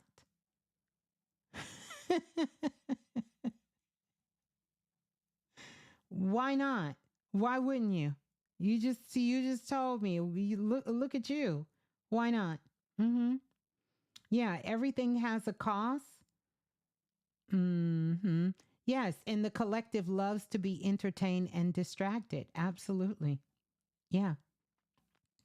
So, just some things to think about, but do I think TikTok will be like canceled, banned? No, I don't think it will come to that. I think it's already enough information, and the people there, it has made those who are there see that this is a possibility that if this platform goes away and they have a business or they have things that they're doing, that they need to also take that somewhere else and do it there. So even if it doesn't go away, to go somewhere else, right? To go somewhere else. Mm-hmm. Jawan said, "Not unless I'm coming too." Mm-hmm. So it's just something for all of us to really think about, especially when we can see that we are all living. The timelines have collapsed. The timeline has collapsed. And so we're all on the same timeline now. So we get to choose where we are. By the way, I want to say thank you to those of you who are signing up for the futuristic 2025 pack. And yeah, on the 14th, you will get all of your documents. You will get the location. You will get the time. You will have access to the recordings, and you will have access for all of us to connect and be able to work with each other as well as a collective together. And I will be sending you things by the week and sending you things that come up and be able to text them to you, and you'll have access to that. And we're going to work through this program. We're going to go through, we're going to meet every quarter so that we can work through things. hmm Um, here's the thing. I want to tell you guys, I want you all to put your mindset on this. The cost of this program, to be in this program from January the 4th until December the 31st, is less than $22 a month. A month. Less than $22 a month, which means it's less than $1 a day.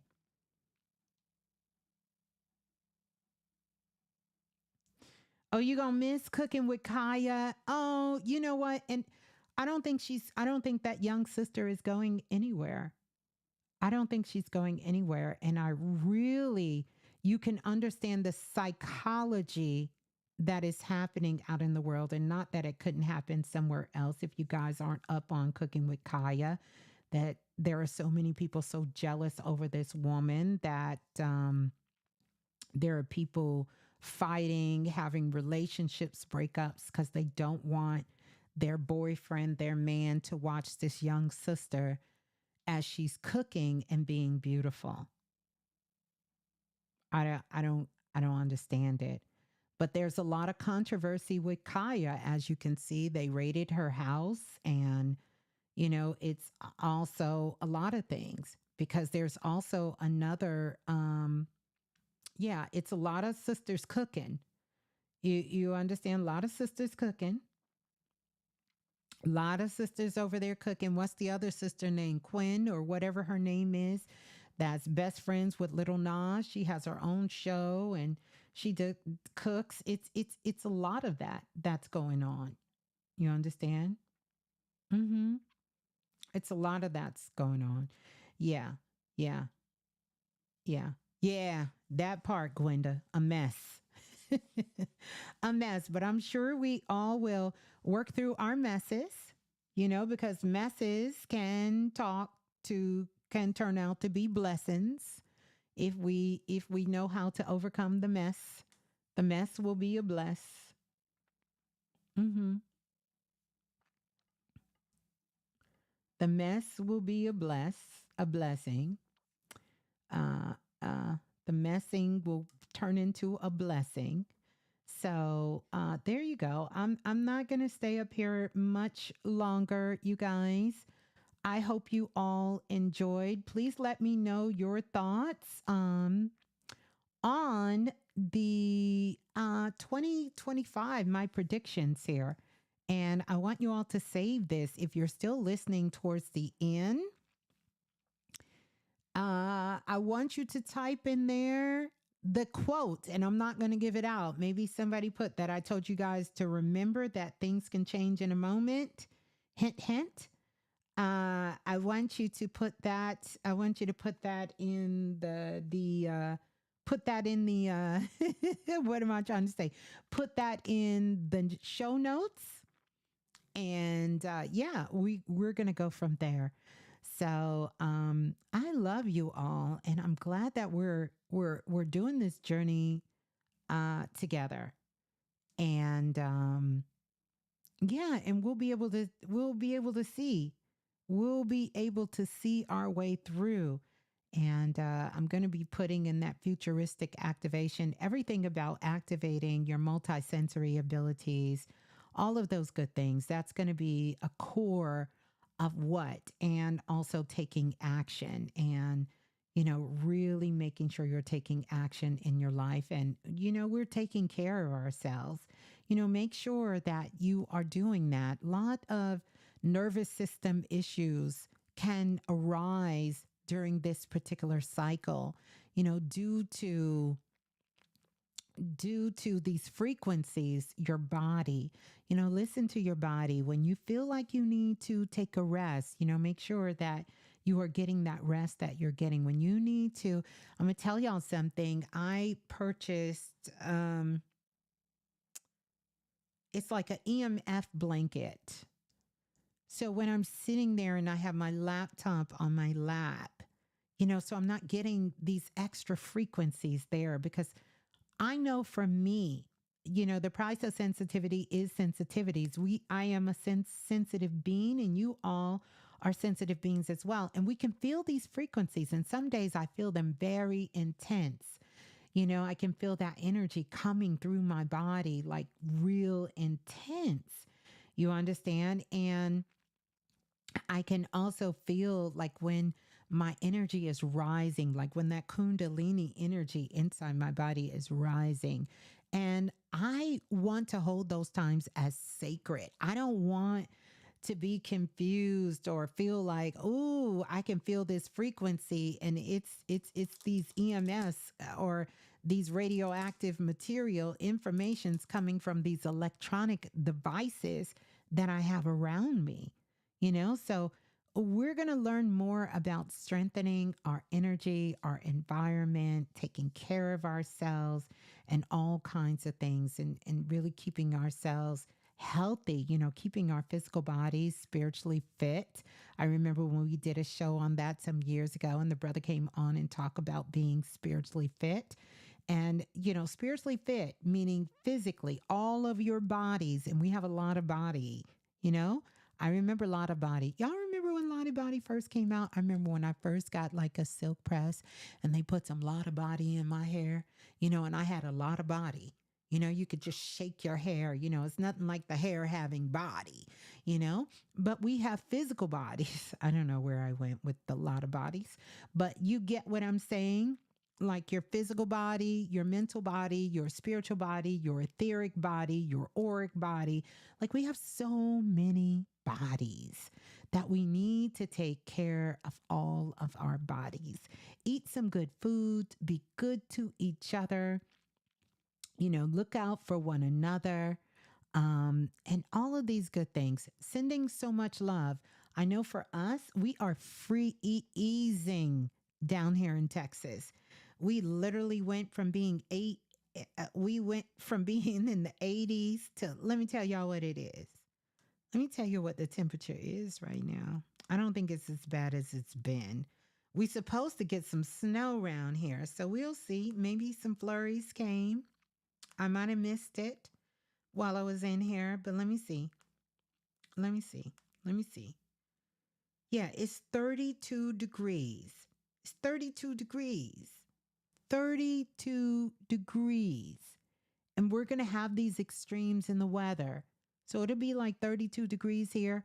And 3-4 days from now, we're going to be back up in the 70s and the 80s. No cap, right? No cap. Mm-hmm. New York's supposed to be getting some snow. You guys are getting some in the South. Y'all getting a little bit of rain and all kinds of stuff that's happening.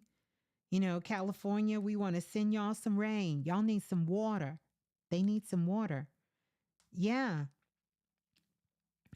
It's snowing in Durham, North Carolina. At least it say it is. I don't know if it is. I don't know.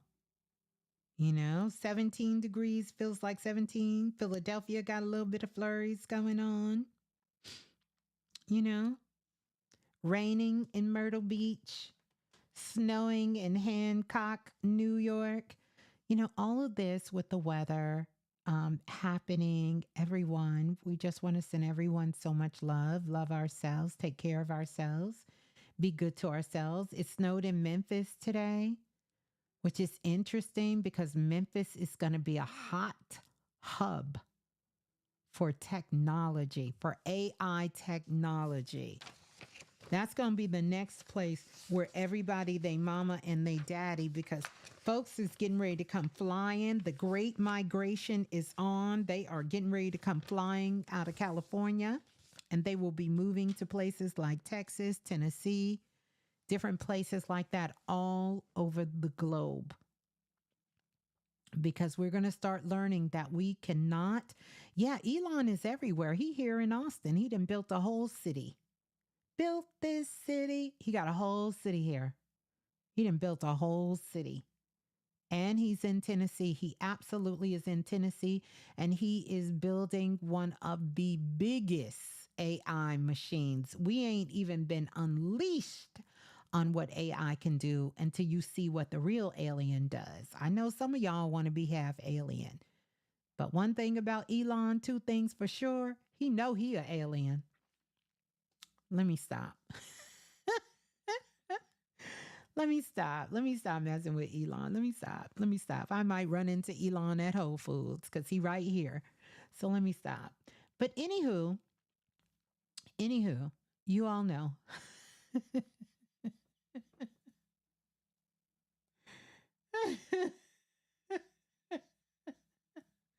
That's for real. He is right here. He is right here. Yeah, he really does. He makes no apology. He is not trying to be human in no stretch, form, or capacity. He definitely is being his true, authentic self. And so when you all see people like that, it should encourage you be your true, authentic self. Hmm. Yeah, you can phone home. I'm about to get me a Starlight system because when these grids start going down, we gonna need Elon to phone home. Literally, we really are. Um, or at least the technology um, to phone home. But that's okay because telepathic. Oh, I didn't get to this. I'm glad we're here. Telepathic, clairaudience, and clairvoyance energy, very strong in 2025, will be the clairs that is going to another level and coming online for others. Hmm. Coming online, coming online for others. Yep. Telepathic communication, big time. Discovery of new animals. We're going to discover new species on the planet. And it's going to be some shit we didn't know exists. It's not going to be something that we think we know about. It's going to be something that people going to say, we don't know what that is. We don't know what that is. We have no clue. We're going to be like Noah in the ark. We're going to get to name some shit because we don't know what it is. We're going to get some new names for planets.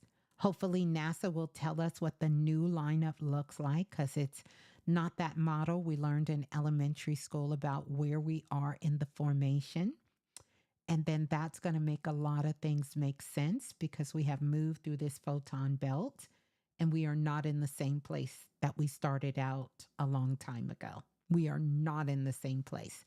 Not at all. Not at all. I have traveled to the other side of the Milky Way. And darling, we are not in the same place. We are not in the same place. So we're going to get out of here. I have ran my galactic gums tonight. We are going on 4 hours. Holla if you hear me. I want to say thank you to everyone for the super chat donations because it tickles my heart. Even me in the midst of floating a little bit because I am floating right now. Still don't know what direction I kind of know what direction I'm moving in, but I'm waiting on that inspiration. So the next time you will hear from me, make sure you like, subscribe, do all the good things, turn your bell notifications on because I won't be back until I am inspired from within to come back on and to share with you all.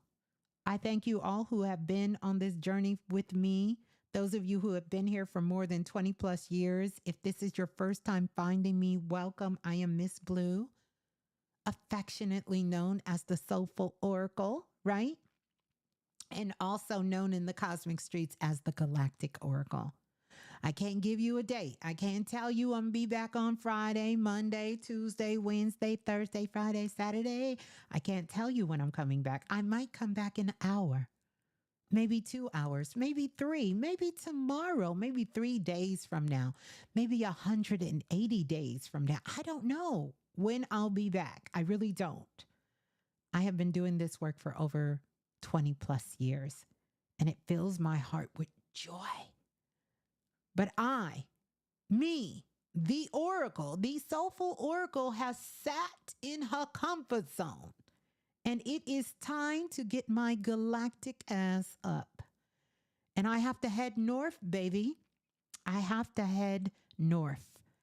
And if you are willing to ride with me as I continue to move north into these uncharted galactic, universes, I will be so willing for you to travel with me.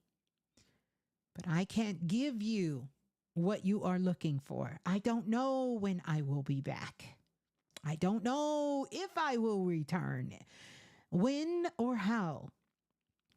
But I will be out here in these cosmic streets. You will find me in these cosmic streets. And by the way, I love it. I absolutely love it, darling. When you speak to me telepathically, because I hear you and I show up. I'm always going to show up. When you call my name, I'm going to show up. And yes, yes, yes, as one of the divine priestess so eloquently stated to me, I am teaching astro classes, and you are free to come in any of my classrooms. There is only one requirement, and that is that you knock at the door and you come in and you are ready to receive. And as long as you do that, I will welcome you into any of my astro classes that I am teaching out in the galaxy. You are free to come in. You are free to take a seat. You are free to ask questions. You are free to do all of that. Yeah. So, on that note, my lovelies, I love you all so much. If you know somebody who knows somebody who knows somebody, pass the show on. Send it to them. Don't just tell them about it. Take the link, send it to them, invite them to come on over and we can all be on this journey together. I love you all so much and I thank you all so much. I'm so grateful. I'm so grateful. Oh my goodness. I am so grateful and I love you all. Peace and love. Ciao.